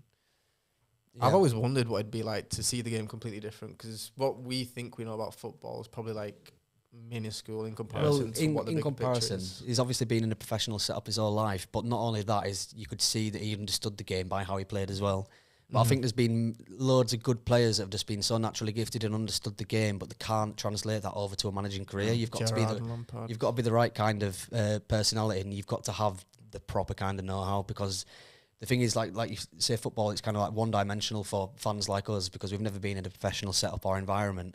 But there's so many different intricate ways you could look at the game and how the game's played, and like in mini segments of the game that these people just see every kind of minute detail. Well, we've seen it when Marcelo Bielsa was at Leeds. He was one of those guys who his videos for each match went on for tens, if not hundreds of hours, and he was doing unbelievable amounts of research. That press conference. I had Xabi Alonso. I had 3 people on my kind of short list for this, and Xabi Alonso was one of them. And I thought one of the most impressive things was, obviously, Pep is unbelievable. And as you said, he's had a massive amount at his disposal, which I think doesn't downplay how well he's done still, because you've still got to be in those competitions, and it's not about how much money you spend, etc. all the time. But Xabi Alonso at Bayern Leverkusen in the summer just gone, they spent 80 million euros, but they brought in 68 million euros with player sales. Not a big net spend. Most of that was Diaby going to Aston Villa, but that means he's been able to bring in players he wants. I think the biggest name out of the people that came in was Granit Xhaka, who obviously had a fantastic season at Arsenal, and I think Arsenal are probably missing him a little bit in some of the games this season. He's been really good. massively missing him. Exactly. So that's a smart signing from him, and obviously they've not lost a game. And I've heard a lot of people actually say already that they want Xabi Alonso to be the Klopp replacement at Liverpool. Really? It's a perfect replacement. And Madrid as well. Yeah, well, yeah, of course, he's got that connection. Didn't was it Simon the other day when we was kind of touching up on the topic? Didn't he have some clause in his contract that he could only speak to Liverpool or Madrid if they came knocking? I think there's like a specific clause in his managerial contract that if Liverpool or Madrid do come knocking, they can hold conversations with him. And so far, just to put into a bit more context how well Leverkusen are doing, you're 1 goal off. They've had 54 goals scored, 14 goals conceded. Wow. They're top of the Bundesliga. They've played 15 games in all competitions, won 14, drawn 1, which was a 2-2 draw with Bayern Munich. Wow. And they're also top of the Europa League group stage. So they've won every game in every competition, bar a draw with Bayern Munich, which I think is just unbelievable. Biggest team, obviously, in our country, which is mental. Star-studded lineup with a lot of money in. Big, massive signing of Harry Kane. Yeah, going to say Kane's doing bits as well. Back-to-back hat-tricks. I know. I think that's his 3rd Bundesliga hat-trick. Oh, I don't know if it's Bundesliga. He might have scored one in a cup or something, but he's definitely scored 3 hat-tricks for him already in 15 games. Yeah, I think that's the most anyone's ever scored, and it's 15 goals in 10 games, I think. Yeah. 15. Yeah, I got them. No, it's cool. I was just trying to get it right in my own head. But no, Kane has had an unbelievable start, and it's looking like he could break the record for Bayern Munich. Obviously, if he kept up what his scoring record is already, he will do so. But we all knew he was an insane striker, and I'm still surprised at how well Tottenham have done without him. To be honest. Yeah, there is life post Kane, and a lot of us, especially at the start of the season, had Tottenham as being, well, maybe not even a flop because we didn't expect that much of them. Yeah, they were just shit, and that goes back to managers. So Big Ange is next on my short list. I don't have as much on him, but I feel like it's just a pretty obvious one, isn't it? Yeah, he was on my honourable mentions as well. But I just think he's not unbeaten. Obviously, it's not a big factor, but to be able to manage those 15 games to the point where you don't concede, don't lose, is still because they've not lost in the league yet. Obviously, they got knocked out of the cup, didn't they? Yeah. That was what they did lose. And I think Tottenham don't have the most unbelievable squad. Obviously, they lost Kane, who was the biggest player. They've got a couple of stars in there, well, really just like Son. But the ones we're looking at now and saying, oh, they're really good, like when we did the combined 11 earlier, at the start of this season, we wouldn't have looked at those players as really good. I remember on the first stream we did, Josh said Romero is one of the most overrated centre-backs in the world. And now we're saying he's probably one of the best in the league this season so far. So he's done a really good job at bringing those players up. It would have been great to see how Kane would have been in this team, though. Oh, I'd have loved that. Yeah. I think it's just typical, isn't it, really? That Tottenham get a big break and a manager that's actually doing really well with them. That their best striker over the past decade is no longer with them. Yeah, I think with Kane in this team, they'd have either done even better and have just smashed teams or somehow worse. You just don't know because it's like a butterfly effect, isn't it? I love how I went, I think they'd have done better or worse. Great analysis. But I actually have one more mention. Did you have any further managers? I think Pep's kind of like, it's been discussed, but obviously he does deserve his praise. Yeah. It's a given, really, that one, isn't it? But one that neither of you have mentioned then, I thought you might have him, is my boy Michael. Nah, definitely not Michael Arteta. So it's Miguel He's called Miguel Angel Sanchez Munoz, just known as Michael. And he's the Girona manager in Spain. Oh, yeah, they're doing class. So Girona currently sit top of La Liga. They're 2 points above Real Madrid, 4 points above Barcelona. And I just went over what they've done in the last couple of years. So they finished 10th last year in La Liga. So it's obviously a huge improvement to, at the minute, being first in the league above two of the biggest teams in the world. But it was only in the 21-22 season that they actually got promoted to La Liga. Wow. So they're still a pretty fresh team in the league. And they got promoted with Michael as their manager. Oh, right. So he's brought them up. 21-22, they finished 6th in the Segunda division, the second division of Spanish football. And then last year, they got promoted in the playoffs of that. Last year, they finished 10th in La Liga. And now the same manager that's been with them all these years has got them currently sitting first in La Liga above, two giants. It's a bit like Leicester's Title win. Top, yeah, well, because they came up and then the season after they narrowly avoided relegation because I think they won the won loads of the last 12 games when it looked like they were facing relegation. And then the season after they ended up winning the league. So it could be kind of almost like a mirror if they actually managed to go on and do it. That'd be a great story for football. Like it'd be up there with I know Premier League's obviously looked at in a different light nowadays, but to do that'd be definitely up there. It'd definitely be on a similar level to Leicester winning the league. Because it's not like Real Madrid or Barcelona have dropped off. If anything, Barcelona have started to pick up a little bit more Real under Madrid Xavi. have solidified. Yeah, I mean, I feel like we're seeing a lot more of the Spanish league at the minute because of how well Bellingham's doing, but that proves Real Madrid are not in a bad position either. So for them to be above them, and I just looked into how much they've spent because I always think this is an interesting place to look because obviously if a team's randomly spent 100 million then they're probably going to be doing better, but in the last summer transfer window they spent 22 million euros and brought in 17 million, so they actually only spent a grand total of 5 million. Fucking hell, which is unbelievable. You got championship teams in England spending more than that net. Much more. Like most championship teams probably spend more than that overall. But one interesting fact about Girona is that they are owned by the same people that own Manchester City, so by the City Sports Group. Really? That's I think it's Pep Guardiola's brother has a lot of involvement with the club. So there's a bit of a sticky one where if Girona manage to finish in the top 4 and get in the Champions League, they'll have to sell their stake in the club, I believe, because you can't have two clubs competing in the same competition that you own the majority share of. Be a conflict of interest, wouldn't it? True. Yeah. Oh.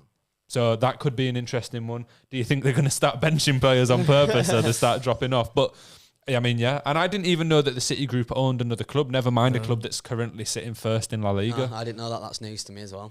But I think my boy Michael is a good shout. I think for Manager of the Year so far, right now, to be above all those teams. That's really interesting. That having spent less and got them from the second division. I mean, Xabi Alonso's done bits, but they were already 6th when he picked up with Leverkusen. They weren't a bad team. No, so big ups to Michael. But anyway, Danny, how are you feeling about that first half? It was entertaining. It was it was a good watch. I'm thinking now, with the fact they've got 10 men, we've been on top of it prior to that as well.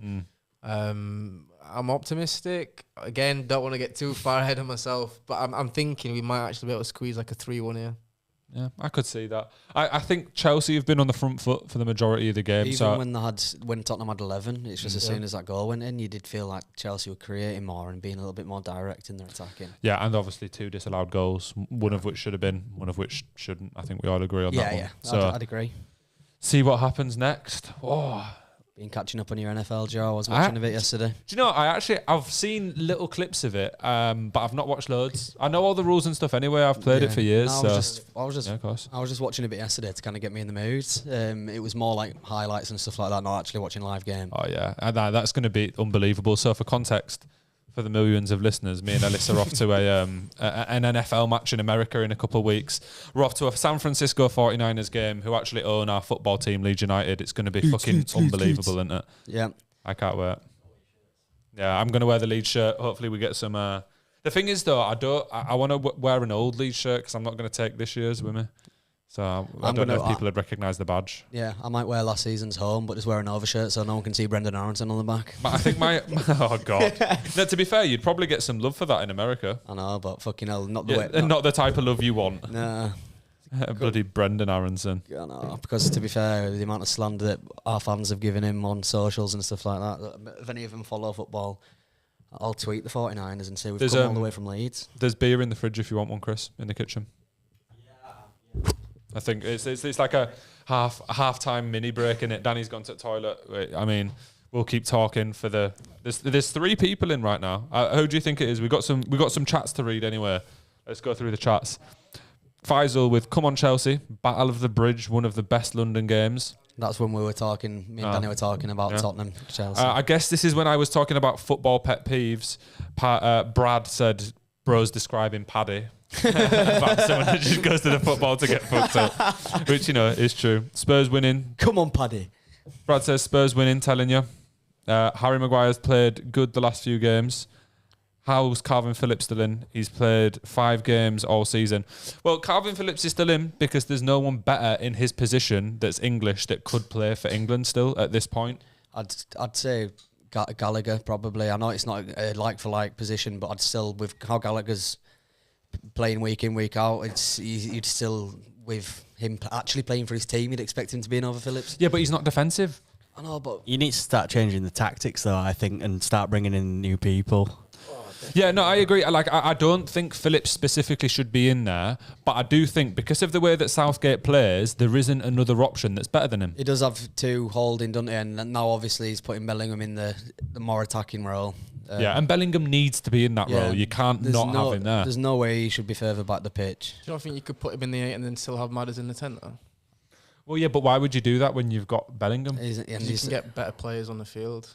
It's not all about that, though. Sometimes you've just got to play someone where you know they're at the best, and Bellingham's been probably the best in that position in the world this year. Yeah. Oh, is he onside there? If anything, I'd rather have Maddison drop back if he could. And at the end of the day, I think one thing that you've got to do as well is, because we've got that much depth, is you've got to utilise changes. And I think, like, you look at Jack Grealish in the Euros when he brought him on against Germany, people at the start of the game might have been like, why is Grealish not starting? And he came in and was directly involved in both goals that we scored to go 2-0 up against them. So I think when you've got that many good players, you need to kind of create a good squad feeling so that people are obviously going to be a little bit disappointed they're not starting, but then when they do come on, they're going to have that fire in the belly that they're going to go and do something. To maybe even say to the manager, well, maybe I should be starting. It's good to have healthy competition, and the group of lads, they all get along. They all seem to have like it's like a brotherhood vibe. So it's good to have that kind of competition. Southgate's got the right kind of headache. Yeah, I'm fully in agreement with that one. I think the stickiest one is picking those midfield positions for me. I think a lot of the attack. I mean, obviously Kane's always going to start. I mean, to be fair, some of the Arsenal boys have dropped off a little bit this year, though. Saka hasn't been quite as good as he was last year. Still good. I'm not saying he's bad, but Arsenal have been creating way less chances and having way less attacking play. Chelsea, that Cole Palmer. Chelsea with a shot on the edge of the box. Tell you what, Cole Palmer looking like a real star boy. Reece James was cutting in there as well. He did well. He did well to get his shot off super early, but it was quite wayward in the end, wasn't it? Yeah. He didn't get his foot fully around it. Still, though, it's good to see him that he's settled into the team and confident enough to be asking for the ball in these areas and letting off shots. What? I didn't know either. Oh, Luke Bennett. You think Cole Palmer looks like Luke Bennett? That's the roguish shout I've ever heard. I don't think Cole Palmer would like that one, would he? Get out. Okay, thanks for the Pudsey Bears there. UK TikTok's such a fucking weird place, isn't it? It's actually the maddest. Yeah. There's so many people on there that you just think, how have they ended up getting so famous? I mean, I don't know what I'm on about because I just get slewed in the comments on a daily, yeah. But like that Ben AFC guy, he got famous just for like scranning his turkey dinos. Dinner with Ben. He wants a turkey dinosaur, dunking barbo sauce. It's like, bro, he's like 20 though. But he's got tattoos and everything. The comment section would always be the same, and it'd be like, because he's always watching football as well, they'd be like, oh, strong start from chicken fajitas this week. Set up well by barbo sauce. The thing is, I rate it, yeah, but I feel, not to be rude, I feel like everyone's just kind of taking the piss and that's why they're famous. Yeah. It's like this, with a lot of them, with him, Luke Bennett, Simple Simon. Bro's called himself Simple. Yeah, well, that's his name. They've all Simple got one thing Simon. in common. They're all a bit acoustic, aren't they? Oh yeah, true, actually. Yeah, it's bad. It's like you say, though, it's kind of taken, Tottenham on the attack here. That was so shit. He could have done so much better. Son could have been one-on-one easily there, but a poor pass from... Cuckoo come on for Colwell. Isn't Kunku come on? No, Colwell came off, I think, for Cucurella. Oh, I called him Cuckoo. I was like, what? Cucurella.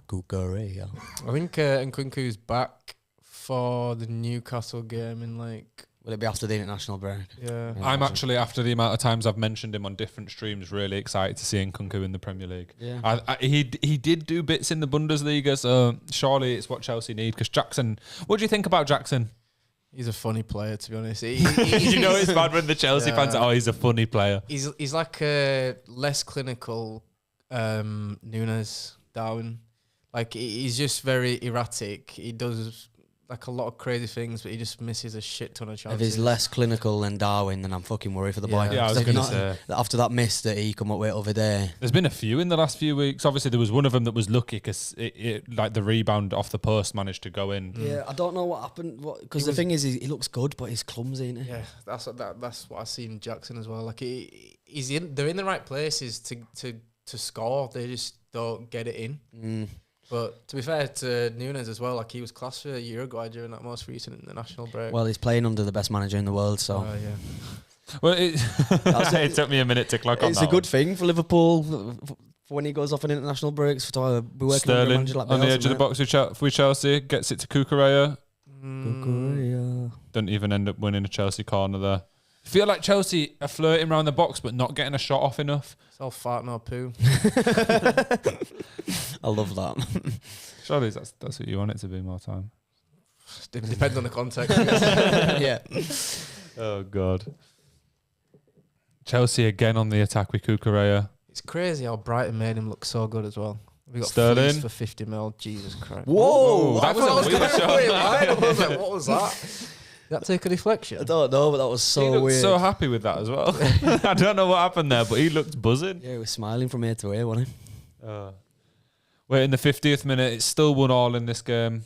Still expecting Chelsea to win it, really, because it's been all them. There was an opportunity a bit ago where it looked like Son could have got put through, but didn't. That was a stitch. Yeah, that was It very looked like we've interesting. taken a foot off a little bit, though. That's got to be a foul. Okay. It's a Chelsea free kick on the edge of the Tottenham box. I don't know if they... What's with his hairdo, mate, nowadays? What's wrong with that? I don't rate the man bun, man. It's not really a man bun. He's just got it tied back. I'd rag it off. Damn. Yeah, I don't know. It looks better when he looked like I don't even know, when his hair was just like bouncing about the place. Yeah. Bro, just wants to see them luscious locks. You know what I mean? That's what we paid a monthly subscription for. When Haaland took his hair out against Arsenal, mate, the way it was just bouncing about, he was taking the piss. I hope you're not on about OnlyFans, are you? I dread to look at your search history, lad. When you say you do research for the show, is this what it is? Chelsea whack the free kick in. No one's there. No one near it at all. Jesus. There was literally nobody attacking that one. Yeah, that's really poor. Pochettino losing his mind a little bit. Right, fellas, should we jump into another debate? What have we got? I think we go for the world five-a-side team. Ooh, yes. Save what I class as probably the biggest debater today for last. A world five-a-side team. Do you know what? We did a Premier League five-a-side team a couple of weeks ago, and I don't think mine's actually that different to that, which is probably not that great because the Premier League is, in my opinion, by far the best league in the world. Do you think there's a debate in that? Currently, no. There was a debate. Well, yeah, there probably was a debate up until about 2016, I want to say, because I would have put the league as the top, to be honest. We had to look at like 3 Champions in Leagues. Europe as well, hadn't you? So Do you think there's a debate? Premier League's the best league in the world at the minute, no? obviously, yeah. Thanks. Yeah, I think it's an easy statement to make. Anyway, a world five-a-side team. So we'll start with you, Danny. Who have you got in net? I think Alisson. Yeah. You don't, for a five-side team, you just want people to shortstop. I think Alisson's just going to be the guy. I think he's the best keeper in the world, and I think it's an absolute mockery that he wasn't in the top 10 in the Ballon d'Or list. Yeah, that was crazy. Not even in the top 10. Definitely the best keeper in the world right now. He's the best keeper in the world. Chelsea through again. Sterling's got it in the box. For the pass, though, he's Didn't so look for the greedy. pass. Shoots from a very poor angle. I was greedy. That Should watch us concede from this. Now Tottenham are looking for a He's quick got counter attack, but Højbjerg playmaking. Højbjerg looks like he's lost on the pitch. There's 3 of them like up in the attacking spaces now. Yeah, that's the problem. It doesn't look like Tottenham are really going to threaten. Oh my God. Kulusevski gets the ball in the box, easily keeps it away from Cucurella. Oh dear God. Tottenham in the box. What is that Awful shot? shot. That's a P-roller, mate. Yeah. This has been a super end-to-end game. Tottenham still look Look at threatening. Palmer. Actually, drive. Stay on line, stay on side. Sterling, is he going to pass it? Passes it the wrong way. An absolutely God. awful pass from Sterling. Oh, he's missed the Give him ball. his second yellow. Give him his second yellow then. That's a second yellow, no? Udogie. Look how the tables have turned from that last Liverpool game, boys. Yeah, he's got it in his hand as well. That's got to be. You can't, He's got it in his hands. So. anything less than 3 points now is a mockery now. And Do you know what? Udogie gets his second yellow, so it's a second red card for Tottenham now, who are down to 9 men against Chelsea. I'm not even happy about that red card because Sterling just fucked that chance up. You've surely got to win now, though. This has been a Got to. capitulation from Tottenham. I know. If they manage to keep a hold of something here, it's unbelievable. But 2 red cards, Chelsea have had 2 disallowed goals. Yeah, you can't That's argue such that. an obvious second yellow. You can't be You doing can that on see here, it when no. when he goes down to the floor. He's put his hand to his head like he knows what he's done. Yeah, and just looking like, why have you done that to me? I know. Because do you know what the thing is? I was singing his praises when we were talking about our combined 11. I think it was when they played against Liverpool. He was on a yellow for a lot of the game against Salah. I think it was. I might be thinking about a different game. But then he's just gone and got a second yellow. Chelsea have to win this now. Oh, it was against Arsenal. Sorry, when they drew 2-2, he had a yellow card and he was marking Saka and he managed to do quite well. But yeah, I retract that statement anyway because he's just had his second yellow. And Romero got his red as well. Yeah. Chelsea with a free kick. Get it in the box. Get in. That's in. I don't think that went in. Oh, And bastard. off the line from Tottenham this time. Do you know what the thing is as well? Just the start of the second half when it had just been 1 red card, Tottenham did look like they could threaten in stages as well. But I think now it's just too much. It should be loss. scoring That now. was such a weak header. It bounced off top of his head. Bro's got no net game. He almost looked. Hey, whoa. What did you say? He's got no net game, you know. He looked like he was almost scared to head of that. Like Drogba would have fucking. Bro, he'd have broke the net. Yeah. He'd have broken the net from there. Drogba's been giving that Gluck 3000. You know what I mean? Some serious neck strength. Oh, fucking hell. Anyway, that 5-a-side team got lost in the win. So you both going Alisson? Yeah. I'm guessing you probably got the same defender as me. I don't even have Alisson, mate. You don't? No. Who do you have in net? I've got Courtois. You know what? I was thinking Courtois for 5-a-side because he's so He's long. so big, he He's covered the whole long. net. But you've got to think, what kind of nets are we playing in? Are we playing in the rim? Oh, shut up, mate. No, it's got to be Courtois. Come on. Just because he's gangly. I'd still have Alisson, man. Best keeper in the world. And I think Courtois has been consistently good for longer. Fair enough. It's a close call. I mean, it's not an outrageous shout. Don't get me wrong, but I'm still going Alisson, man. I'm still going Alisson, yeah. All right, who have you got as your defender? Or defenders, it depends what you're doing. Van Dijk. I got John Stones, you know. What?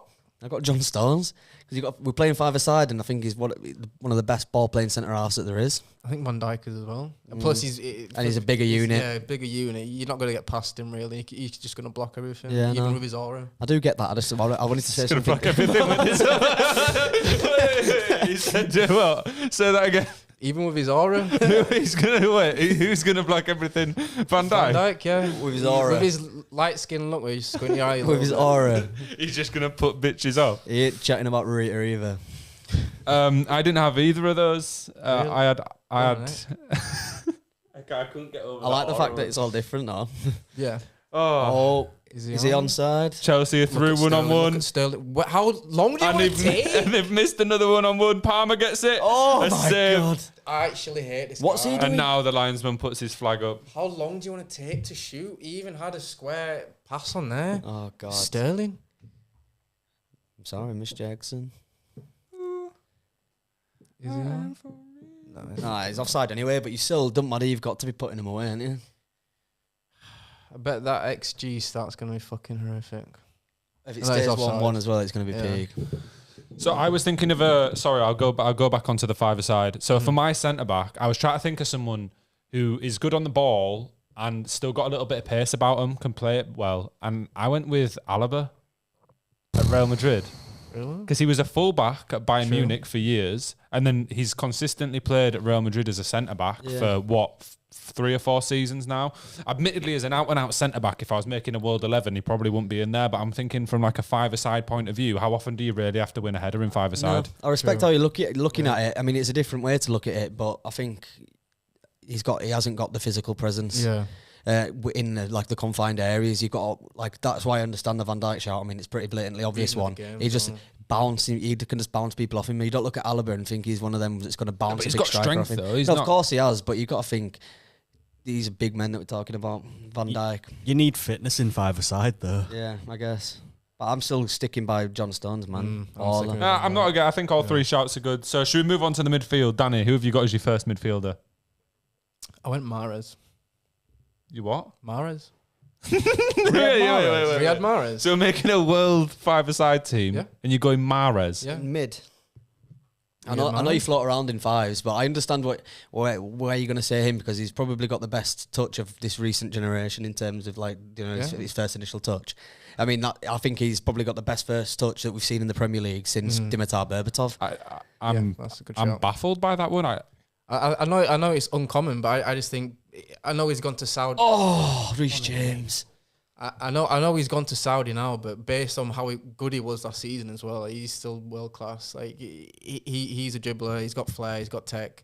I would have said Neymar, but injury prone, current basis, not right now. He'd definitely be getting stretched off a five-side game. I know. I get where you're coming from, but at the same time, I wouldn't have him in like that. To me, that means he's one of the top at least 10 midfielders in the world right now. He's a winger, isn't he? Really? Well, so. If we're talking on five-a-side like skills, who would flourish there? Do you not think that Salah would be better in the same right though? See, I would have put Salah in, but I think he's more like a big pitch type player. He's an 11-a-side player, isn't he? I respect the Mahrez shout, because as I went back to the dribbling and the touch, I'm not saying that Salah's not got that, but Mahrez's first touch, you can literally just watch compilations of him on YouTube. The touch is incredible. It's seemingly effortless. I was thinking about players that are good in tight spaces. Yeah. Salah is good in tight spaces. But he drives into big spaces though, doesn't he? And you don't really get that in five-a-side, I guess. No, fair. Ellis? I've gone, because obviously we've got a keeper, CDM. I've got a midfielder, somebody that's obviously still going to be technical. Have you even said your CDM yet? No, but I said centre back Stones, defender. Oh, right, yeah. But what I've gone for is like a holding almost midfielder that can still attack. I've just gone Jude. It's really easy. Shout. Really? I've got Jude as well. You're joking? On a five-a-side pitch? I think right now In tight he's spaces, he's great. he can play in a lot of positions as well. He's played as a more like holding centre mid, and he's playing as an attacking mid at the minute. I think it's a good option to have on there. And then I've got like an out-and-out attacking midfielder. I've gone with Salah in the other there's still position. 2 more slots after that. Anyway, because we've only got under a keeper, a defender, and a midfielder. There's still 2 more players. Yeah, that's what I mean. So I'm saying I've gone Jude and Salah as my 2 midfielders. Oh, right, cool. Those 2 people were players I was thinking of, but I think they're just big pitch type players. Like I've played football five-a-side with people that are amazing at 11-a-side. Then they step on a five-a-side pitch. It's completely different. Yeah, it is a different game. So I do get that. It seems like a bit of a blatantly obvious one to try throw Jude in. I know it's five-a-side, but I do think he's got the technical ability to play well in tight spaces. I think Foden would have been a better shot. Yeah, to be fair, Foden would actually be really good in five-a-side, yeah. But what I've gone for with this initial CM is somebody that can do the defensive aspects as well as contribute in an attacking sense as well. I'm just relying on Van Dijk for that, to be honest. Yeah, that's fair enough. But I just feel like you can have, with just having one centre back, I know it's five-a-side, but having somebody that's got a defensive know-how as well and a physical presence it's not going to go amiss, is it? Who's your more attacking midfielder, Ellis? Where Chelsea through here? Idiot. Chelsea must have had about 16 expected goals so far this game. Sterling's not really doing too great as well. His decision-making has not really been up to scratch so far, because I feel like sometimes, especially against 9 men now, he's got more time than he's got too much time, and he's just stuttering almost like me just then. That's what he's doing. Too much time to think about it. It's rubbing off on you. Just like Literally. Van Dijk with that glare. Oof, that light skin's there. Who's your more attacking midfielder, Ellis? Messi. I put Messi as my striker. Well, I've not put Messi as my striker, but Messi, I mean, you could see him. I know he's more forward, but I've put Messi in there because He's not done that well this year, though.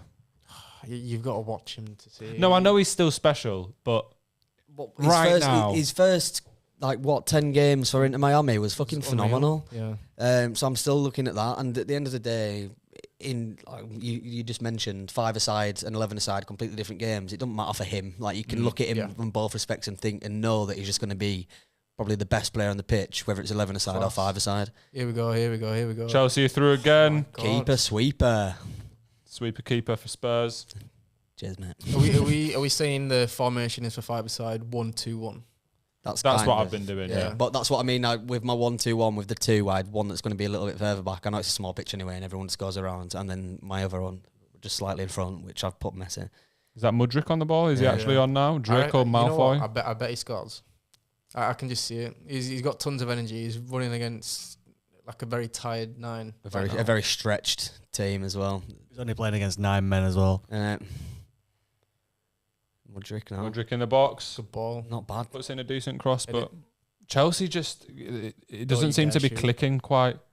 That's the thing. I mean, interesting turn that. There's still 25 minutes to go, but is it going to be one of them games where they just can't put the ball in the back of the net? Now they've got the 2-man advantage. Here's the Chelsea corner. I would expect him to end up getting a goal at some point. You got Eric Dyer with the baby mullet. Tell you what, I know we've not had the greatest season, and Luton are only fucking 4 points behind us. But against the big teams, you put in some good performances. So we drew with Liverpool 1-1. We drew with Arsenal. I thought that Liverpool performance as well, because it was right at the start of the season. I was thinking, Chelsea could actually do all right this year. But it's against the lesser teams that have been a bit of a problem. And even against Arsenal, it was only really the last 15 minutes where it dropped off. What the fuck was that? Yeah, he's cooking. There was a few points in that Arsenal game where Chelsea should have actually extended the lead and didn't manage to do it. So I would take positives from those, but I always find that a bit strange. If you can only show up against big teams, it shows there's a problem with the mentality in the dressing room, in my opinion. Well, it goes back to I think it might have been Pep Guardiola or someone like that says you don't win the title on a Wednesday night against Liverpool. You win it on a Saturday against fucking Bournemouth. You've got to beat them lesser teams, because there's more of the lesser teams than there is of the bigger teams. So if you're only turning up for the bigger teams, you're not turning up for a larger percentage of the games. So I mean, it should be easy to get yourself hyped up when you're playing a local rival or one of the big 6, because it's probably something you've dreamt of your whole life. Whereas if you're playing Burnley, but you need your players to see that as just as big a fixture. Yeah. Otherwise, it's not going to click as well. Especially your home ones against the lesser teams. Obviously, you do work off crowd as well, and the crowd is obviously going to be a lot more involved in the team when you play against teams like this as well. So it's just about finding a good balance of being able to push yourself. Also, Chelsea wingers seem to have been offside about 15 million times. I'd like to see how many offsides have been given this game. Honestly, I'd like to see how many times the game has been stopped for one reason or another. It's been really interesting, but literally every 30 seconds has been an offside, a VAR decision, a foul. Not this half as much. So I know obviously there was the second yellow, but that didn't take too long to decide. But I don't think we're looking at another 12 minutes added on, thankfully enough. Yeah, thank the Lord. Well, who was your second midfielder for that 5-a-side team? I'm quite excited to say mine. Yeah. No, I said Jude and Salah were my midfielders. Yeah, you did, didn't you? So I would say Bernardo Silva. Bernardo's a good one. So if you're making a world 5-a-side team right now, your 2 midfielders are Bernardo Silva and Mahrez. He's probably, I think Bernardo Silva's probably the best dribbler in the league. Cucurella threw 1-on-1 for Chelsea. Sent him. Cucurella. Oh my God. Another great save. Chelsea get the ball in the box. Shock. Is this going to be one of those days where they just can't get the winner? Tell you what, he's having a game of his life, that Vicario, though. Yeah, Vicario, I mean, we both picked him in the combined 11. He's had an unbelievable game so far. I think it's been a justified selection going off this. So Bernardo Silva, yeah. Oh, hold on. Yeah, this has been one of the longest debates we've ever had, because it's just been like so many chances for Chelsea. It's been a good game, though. Chelsea, Palmer on the edge of the box. With a pretty rancid pass to Reece James, who was apparently offside anyway. Yeah, but I don't know how he was offside when it took him that long to get to it. How was he holding his head? It'd be hilarious if he has to go off. Oh God, that just epitomised the game. Still finish 1-1. Ben Foster comes in goal. Jeez, the cycling GK. He was onside then as well. Is Ben Foster on the bench or something? No. Yeah? It's not Ben Foster. What's he called? I was going to say, I thought he'd retired. What's he called? Forster. Oh, yeah. Sorry, I can't remember his first name, but it's Fraser Foster. Yeah. Fraser. Gracias to the man in the chair. He ate that ball. It's grand it. It's like being in Viaduct all over again. Oh my God. The toilets. I've got to retire the Viaduct jokes one day. We'll have an Amsterdam Glory Hole story part 2. Oh, that's bad. That. I mean, it's not even true, is it? No. Twitter has been such a rancid place in the last couple of weeks. Oh my God, these horse videos. We had the Amsterdam Glory Hole, the horse video, the frog video, and apparently there was a fish video, but I'm yet to see that. I've seen a tortoise. There was a snake one as well, wasn't there? Where are all these coming from? Has someone just hacked the worst hard drive in the world or something? It's mad. You just got to think that people got up to this weird shit before they could video it as well. So you just. I'm not even ashamed that I actually went searching for them as well. Hey, he went out of his way. Research from now. No, if it's going viral, you kind of got to know what you're meant to be laughing at least. But you've got to remind yourself why you are not doing this. Yeah. And the weirdest thing about it is, it's only on Twitter. Do you see these videos? Oh, yeah. My Instagram is just full of people getting clarted, like maybe dying, but they're not like shagging frogs or something. Yeah. Whereas Twitter's just the worst possible videos. It's the most unhinged app in the world, isn't it? And then Facebook's just someone's mum complaining about the local pub closing half an hour early so she can't get a car out at car park. Yeah, God, yeah. Facebook is just done out. It's the boomer app, isn't it, really? I mean, it's kind of entertaining. Well, we're 70 minutes into this game. Spurs have been down to 10 men for probably 15 minutes now. And Chelsea still haven't managed to pick up a goal. They must have 11, had 4 or 9. 5 one-on-ones. 9 men? Huh? 9 men? Oh, 10 men. Oh, yeah, 9, yeah. 9 men? Oh, my fucking brain, yeah. Too many I said red they've cards. got 2 red cards. They're down to 10 men. There's something going wrong here.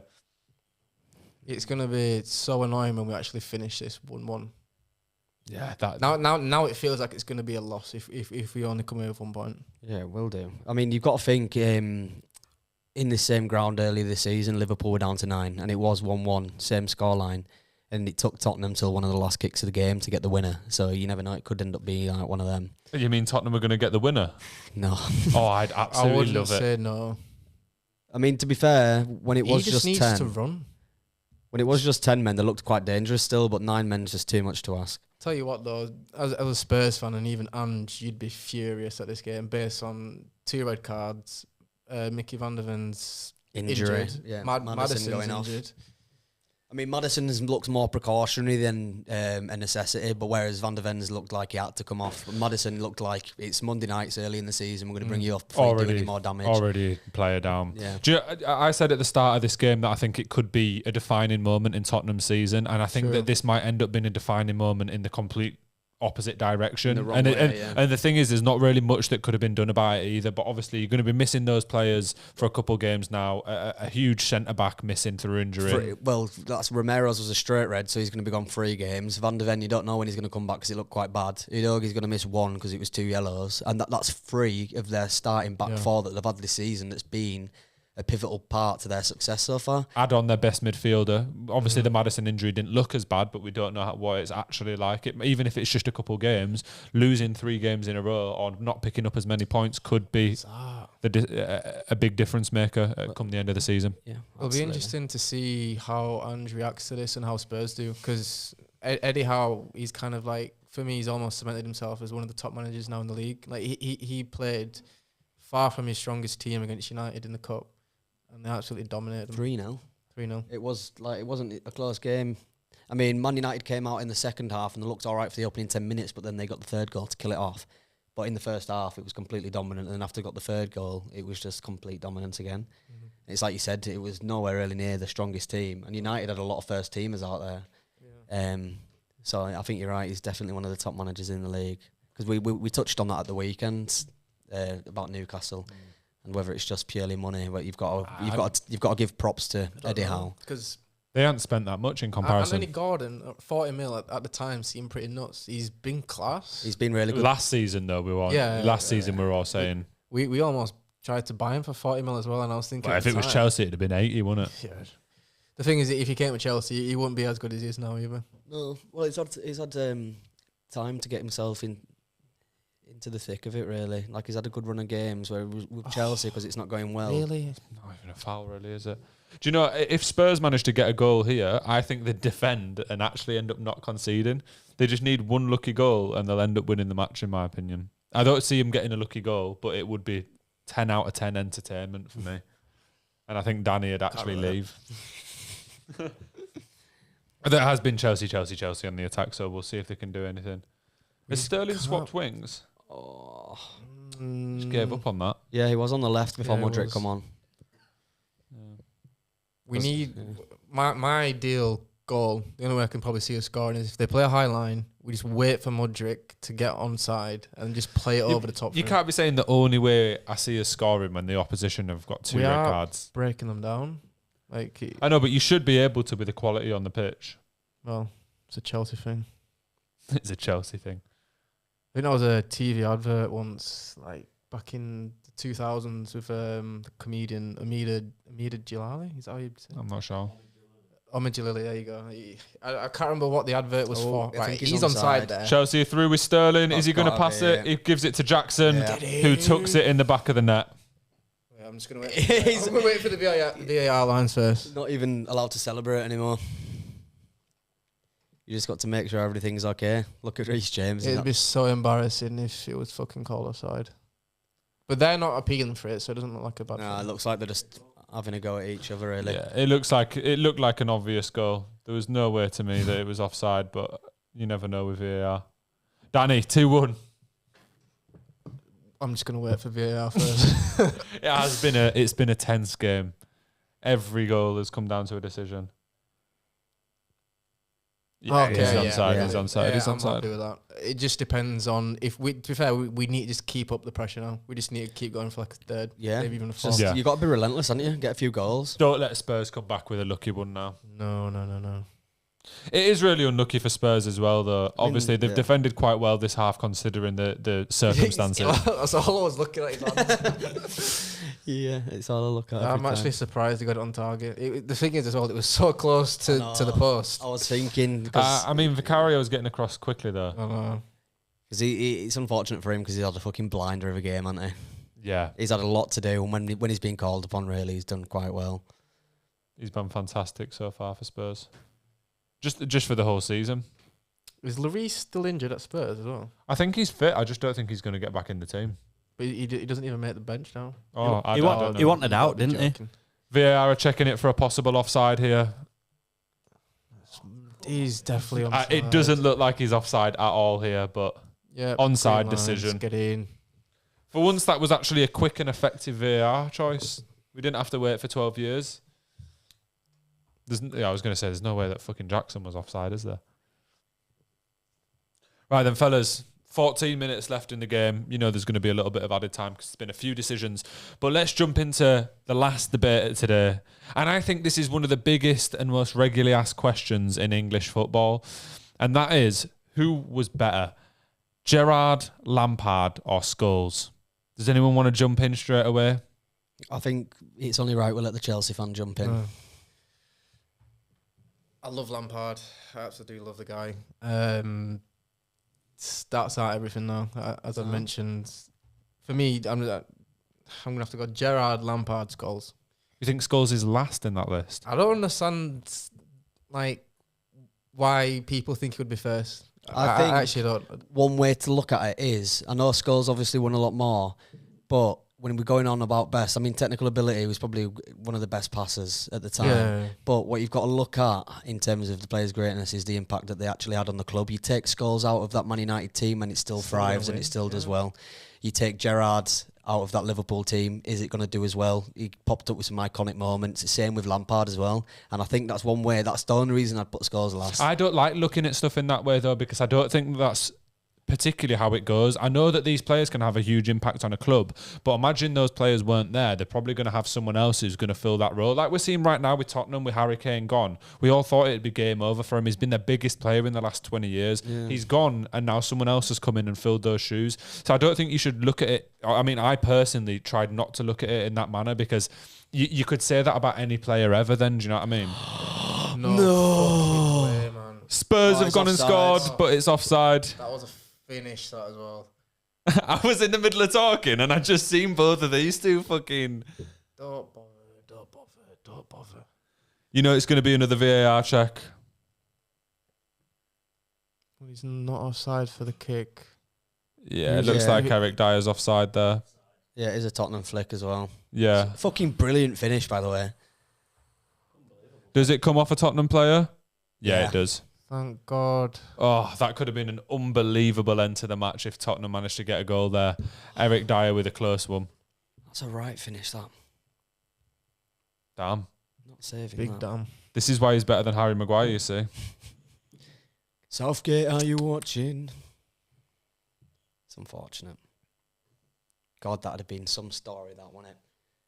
You don't even need to show this. See, this is what I mean about the microscope, bruv. We know that it's offside. It's come off the Spurs. It's yeah, no, it's off. It's not even close. Is it just Imagine if they gave this goal now. That'd be so funny. Saying that as Club well, statement tomorrow. Gallagher marking there is abysmal. I mean, his leg is very far forward. It is. And there's no way this can stand. We're looking at him. I'm not sure what they're even checking here. Oh, they're checking his trailer, his foot. Why? I said. Yeah.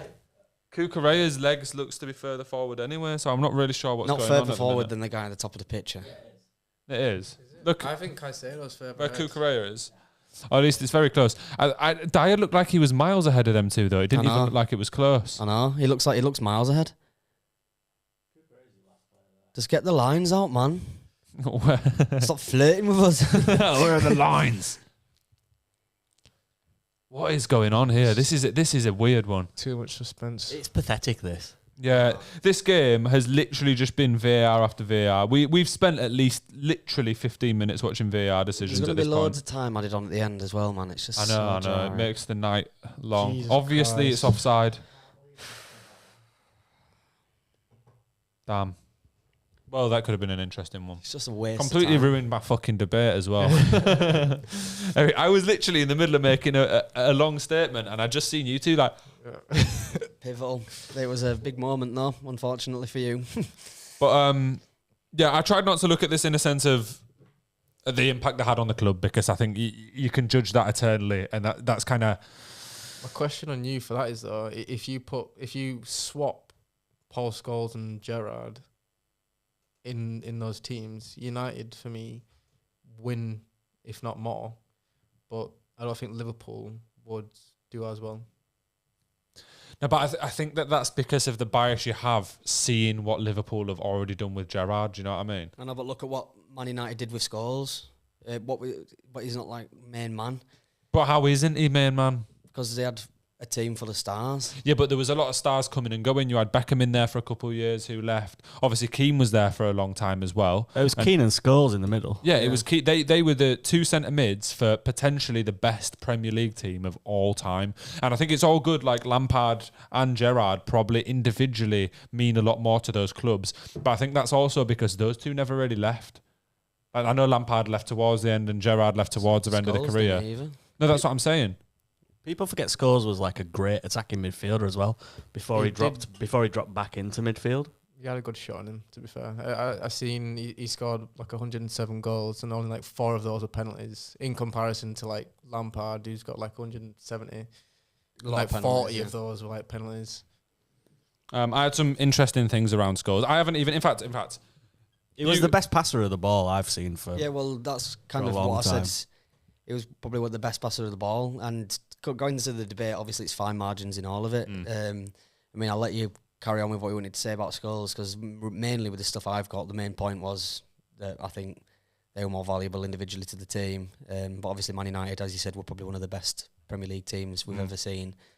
Well, and I think he was such an integral part of that. And what I was saying when I say that, like, obviously Gerard and Lampard never left. Scholes didn't either. He was a one-man club. But the difference was the midfield around Scholes was more consistent. Obviously, Keane was there for the majority of his career as well. And then you had, like, Beckham was even there for a number of years. Whereas I feel like at Chelsea and Liverpool, it was constantly chopping and changing. The good midfielders next to those were always changing every, like, 2 or 3 years. Like, Chelsea, off the top of my head, who did you have? Like, John Obi Mikel for a little bit. Yeah, Balak. Literally so many different ones. Whereas when you think of that Man United team, it was just those two. But I think that's why you can also massively attribute a lot of that success to that pairing and how well they both did, but Scholes specifically in this conversation. Was there any other thoughts as well? Because I said in this debate, feel free to add any other English midfielders. Was there any other English midfielders you thought were in that Scholes, Lampard, Gerard bracket? Not really. I mean, honourable mention, there's people like Carrick, who's like underappreciated throughout his career. He did well, but definitely not sitting at that table. Yeah, No, I agree. What was your overall ranking, Ellis? Vieira? He's not English. Oh, sorry, English. What? News to me. It was weird with mine because I was proper on the fence with all of it, but I think in the end I come to the decision of having Gerard at the top. So you both have Gerard at the top? Yeah. That's wild to me. I have Gerard last. Do you have Gerard Really? last? Yeah. No, you're going to get I go. No. I have Gerard last. Out of the English midfielders in the Premier League, I'm saying Scholes first, Lampard second. Scholes first, Lampard second, Gerard last. Why is Gerard last? Because Scholes, I think, was a more gifted player and consistently did it and won more at Manchester United. I know Gerard was unbelievable as well, but Scholes won everything and won more, admittedly in a better team, but you have got to take that into consideration. You can't compare team achievements on individual basis. Gerard was a leader of men. Do you know what I mean? He was club captain. And he led them to one major trophy in a 15-year career. Yeah. Yeah, but in a much worse team. Well, I know, but he should have chose to move somewhere else then. He had the chance to go to Man United. He tried to join Chelsea and he Chelsea. fell through because of all the death threats he was getting. Still, he should have... I hate this argument of like, oh, well, a player was really good, but they just didn't win out because of the team they played in. Like, yeah, true, but you have still got to take into account the trophies that a player's won throughout the career, because that's the whole point of winning trophies. Yeah, it's a team game. Yeah, it's a team But game. this is where like individual trophies come into play. Like Gerard's got the most UEFA Team of the Year nominations out of all of them. And to think in 2005, I know I put Gerard ahead of Lampard, but in 2005 Ballon d'Or shortlist, Lampard was came second, yeah. Gerard was third. I don't think Scholes got anywhere near He's the top never three. been on the podium. And I know what we've said, we've discredited the think he's Ballon d'Or been. to an extent, because the longer it's gone on, it has become a popularity contest, but he was nowhere near that, and I think that is other professionals voting towards, and nobody discredited Paul Scholes. He was a brilliant player, probably one of the best passers of the ball, but say he never got really near that top three. I just think for me as well, and before looking into this, I probably wouldn't have put Scholes first, but now when I look into it, Tottenham, with a decent chance there, they should have really had the ball in the back of the net. Absolutely wellied him. But anyway, I think when I was looking into this, it made me realise how good Scholes actually was. And just like the amount of players who revered him as the best midfielder that they played against or played with, it has also got to be taken into consideration. I know players will always say, oh yeah, well, he was fantastic, he was the best player that did it. But so many players said that Scholes was the best midfielder in the world. His passing ability was second to none. He won 11 Premier League titles.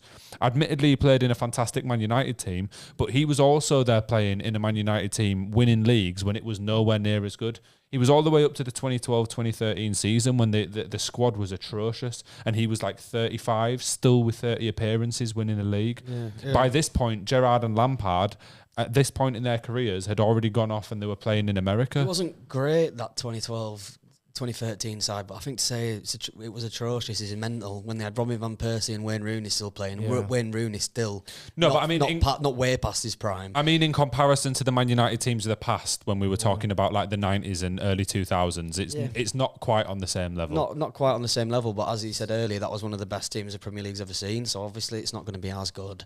Yeah, but I think you're right in saying it wasn't as strong as them, but it wasn't an atrocious they still team. made the Champions League final in 2010. Well, they did in 2009, got beat by Barca, and they did in 2011, got beat by Barca at Wembley.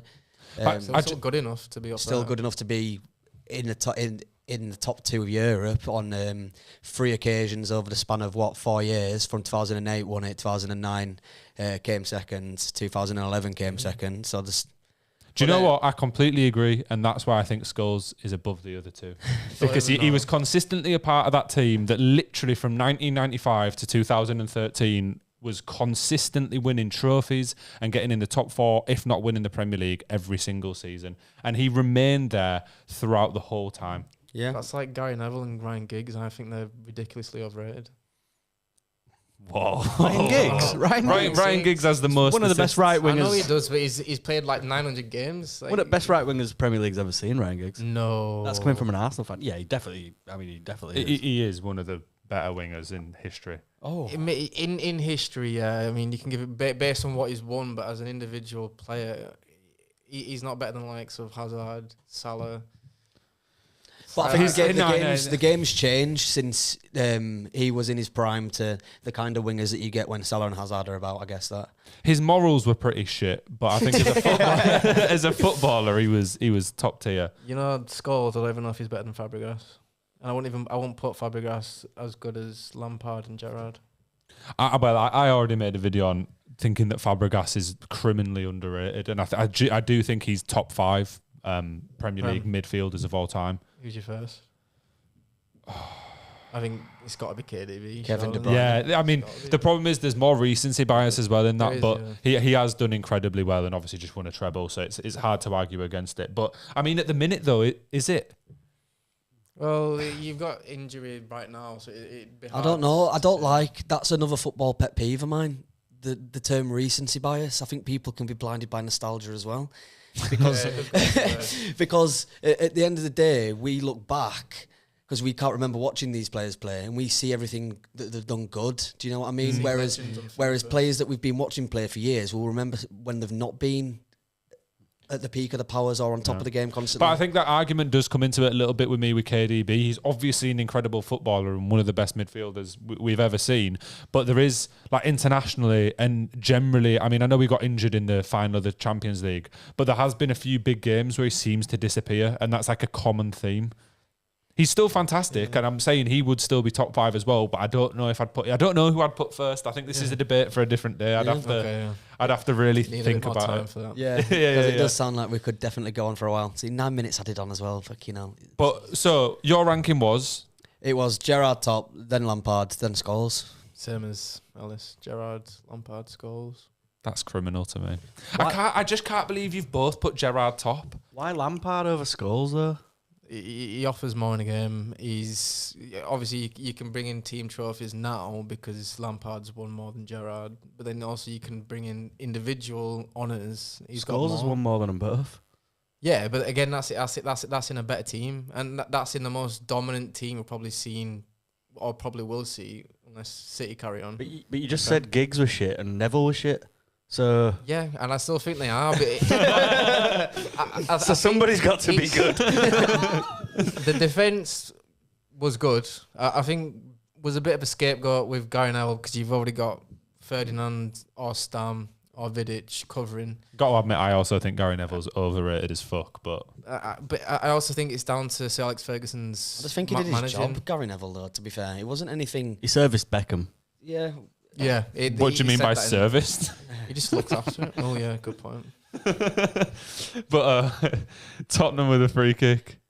Well, that's another one. When he was at the probably say peak of his powers. It was a different game. The game's changed so much. Like you don't look at fullbacks the same as you'd look at how you would have looked at a fullback back then, because of how like the evolution of football and the evolution of the fullback over the past 10 to 15 years. More involved now, where it's a lot more of an attacking presence. These footballers they've got to have a different good range passing. Neville had a good cross on him, to be completely honest. But you've got to think like these bursts of pace that these fullbacks are having, overlapping, constantly running back. Like they're essentially wing backs, even if it's just a solid back four. Like it's just the way that the game's gone. So it's kind of hard. I've got a question on the centre mids debate, just because it's been eating away at me. So do you think, right, that Lampard has a better shot than Scholes? It's an hard question. That's a tough question. Because I know he's got more goals, and I'm trying not to be number one stat man here, but majority were penalties. Not majority, but a good chunk. A lot of them. Kicking a football, Paul Scholes probably better at kicking it. Do you think goes back to the technical ability, I guess? Yeah. Do you think that Lampard was a better passer than Scholes? Oh shit! See, I know what you're doing. I'm just asking the questions. No, I'd probably say he's a better passer of the ball, but I'm going to say Lampard had a cleaner strike. I'm just going to say that. I'll be honest. I think Scholes probably got a better strike of the ball, but just because you've got those two things doesn't mean you're better. Who do you think had better physicality? Lampard. Over Scholes? Scholes is 5'6". He's a little pudding. Yeah, but that doesn't mean that he couldn't still win the ball. Son, No, in the he's box gonna for do it. Spurs. Oh my God. In the 93rd minute, Spurs nearly get an equaliser. Christ. That was out of nowhere. Oh my God. But yeah, I think we can call the debate there. I have no further questions. I mean, We could go on for hours. Yeah, we could. We've also got We've got a score from this. Chelsea in the box. 3-1. Get it. 3-1. Signed, sealed, delivered. It's game over. Jackson with his second goal. There's no VAR for this one either. I'm glad. It's been a fucking I roller bet you coaster. he's screwing as well because he probably wanted them to win. Well, you said earlier that he said that he wants Spurs to win the league, which is just wild for a Chelsea manager to say. We've got a text in from Simon, who's on the show. It's not simple, Simon, is it? Not simple, Simon. And he said, not putting Gerard ahead of Scholes and Lampard is shocking. Gerard could do everything. The other two couldn't. I agree with that, to be honest. Well, me and Danny had him top. Yep. Yeah, well, I disagree, mate. Sorry. Maybe we need to do this again. We need to get Simon knows ball, you know. We need to get Simon, Danny, and Josh on. Oh, yeah, that'd be interesting. So then we've got a fan of each club, and they'll actually be throttling each other on table. Well, He could do that thing where he slipped and gave away the league. Danny's already on Simon's team. Gerard could do that thing where he slipped and gave away the league. Oh. Yeah, true, actually. The funniest thing about that is that the game prior at the end when he's got everybody in the huddle and says, don't let it slip, and he actually slips. I do feel for him on that one. Yeah, so not only did Gerard never win the league, he also literally lost it for his team. But, you know, he's better than Lampard. Why is he He's doing better the than Rashford? Lampard and Scholes. The Marcus Rashford influence is crazy, bro. Did he just do the Rashford celebration? I mean, to be fair, he's scored more than Rashford this year now, so... Purple Yeah. Patchford. Yeah. Purple Patchford. Yeah, that's a foul.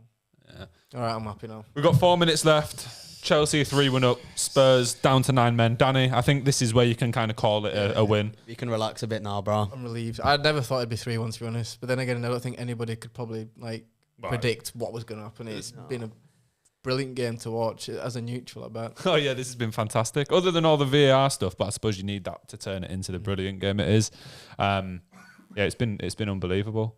I think Spurs have been a little bit unlucky because up to obviously that last goal, it's just a counter attack, isn't it? But really, they defended super well with 2 players missing, plus all the injuries. They practically have a whole different team to what they started the game with, and for a while they did really well with it.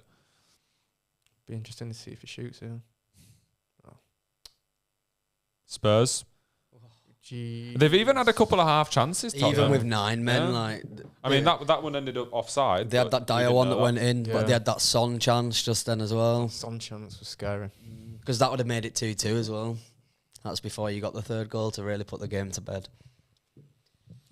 Woo! Oh, well, there's nobody... That means now in the Premier League this season, there's nobody unbeaten anymore.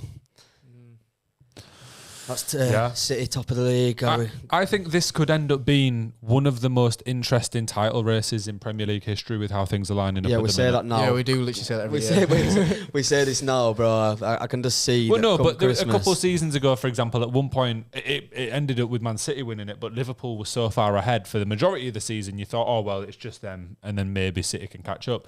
Last season, really, you thought it was going to be Arsenal or City catching up. So normally it's 2 teams, but I think this year there might be more than 2 teams involved. hopefully for a longer period What of a time. ball. Is he going to get his hat trick or is he going to Chelsea square are through it? again. You've got to square He's it. got to square it to Mudryk, but he doesn't. He takes it past the keeper. Jeez, that is That was composure. hilarious because he didn't look composed whatsoever. Two. His legs looked like they were stuttering. This guy's just doing everyone's celebration. Jackson pretending he's playing FIFA, hitting the Sue after scoring against the 9-man Tottenham. This guy Pretty fucking pathetic, if you ask me. That's hilarious. That is hilarious. Oh, tell us how you really feel, Joe. Palmer again, another assist. It was a good ball, wasn't it? Look at his legs here. Mudryk doesn't even go celebrate with him. He's thinking, you I little bet he's swat. furious. Look, he doesn't run over to him. He just stands there, angry watch. Can you really blame him when he's on his hat trick? Yeah, to be Look fair. at it, he didn't look happy at all, did he, Mudryk? He's just like, really, bruh? To be fair, we should have done this a lot sooner than the last 15 minutes. It's been unlucky for Spurs. Yeah, I do feel a bit for him. At least under these circumstances, it cannot be blamed on the manager or the players at Tottenham. Really, was just one of them games. I mean, maybe the players for getting 2 red cards, but not the manager. Yeah, well, Udogie was silly. Yeah. I mean, obviously Romero's just unfortunate because he does get the ball, but the follow through, getting looked at VAR, they're going to send him off. But Udogie was silly. Go for a 5. 4-1 to Chelsea, probably. Well, is it a bit bittersweet this? Because it's like the best result of the season, but you know that it's not really. It's going to be tarnished. It's going to be tarnished. I'm shameless, so I don't really care. Yeah. I'm taking this 3. Mudrik's through. We're finally away from Luton in the. He's got the ball in the Tottenham box. Mudrik cuts it back to Jackson, who absolutely skies it. That's the Jackson I know. I don't know if he's got a hat trick. He's shit though, innit? I know he's got a hat trick, but he's a bit shit, man. Why don't he hit a Sue after that one? Yeah, sweet. Bro's doing FIFA. He's got the Rashford celebration, the Ronaldo celebration. All he needs to do now is learn how not to score a tap. He's going to do the Jude next. Belly goal. I don't think there'll be a next. Well, he'd have done the Jude then if he'd have scored that. There won't be no next time. Collecting them like the Infinity Stones, these celebrations. As long as he doesn't do the gritty. You're literally hitting the gritty. That's got a bit in our refer. Yeah. And it is full time. Was that kiss on the cheek from Pochettino to his assistant? Ooh. Feisty. The game ends 4-1 to Chelsea. Danny, tell us how you're feeling right now. Ecstatic, man. I'll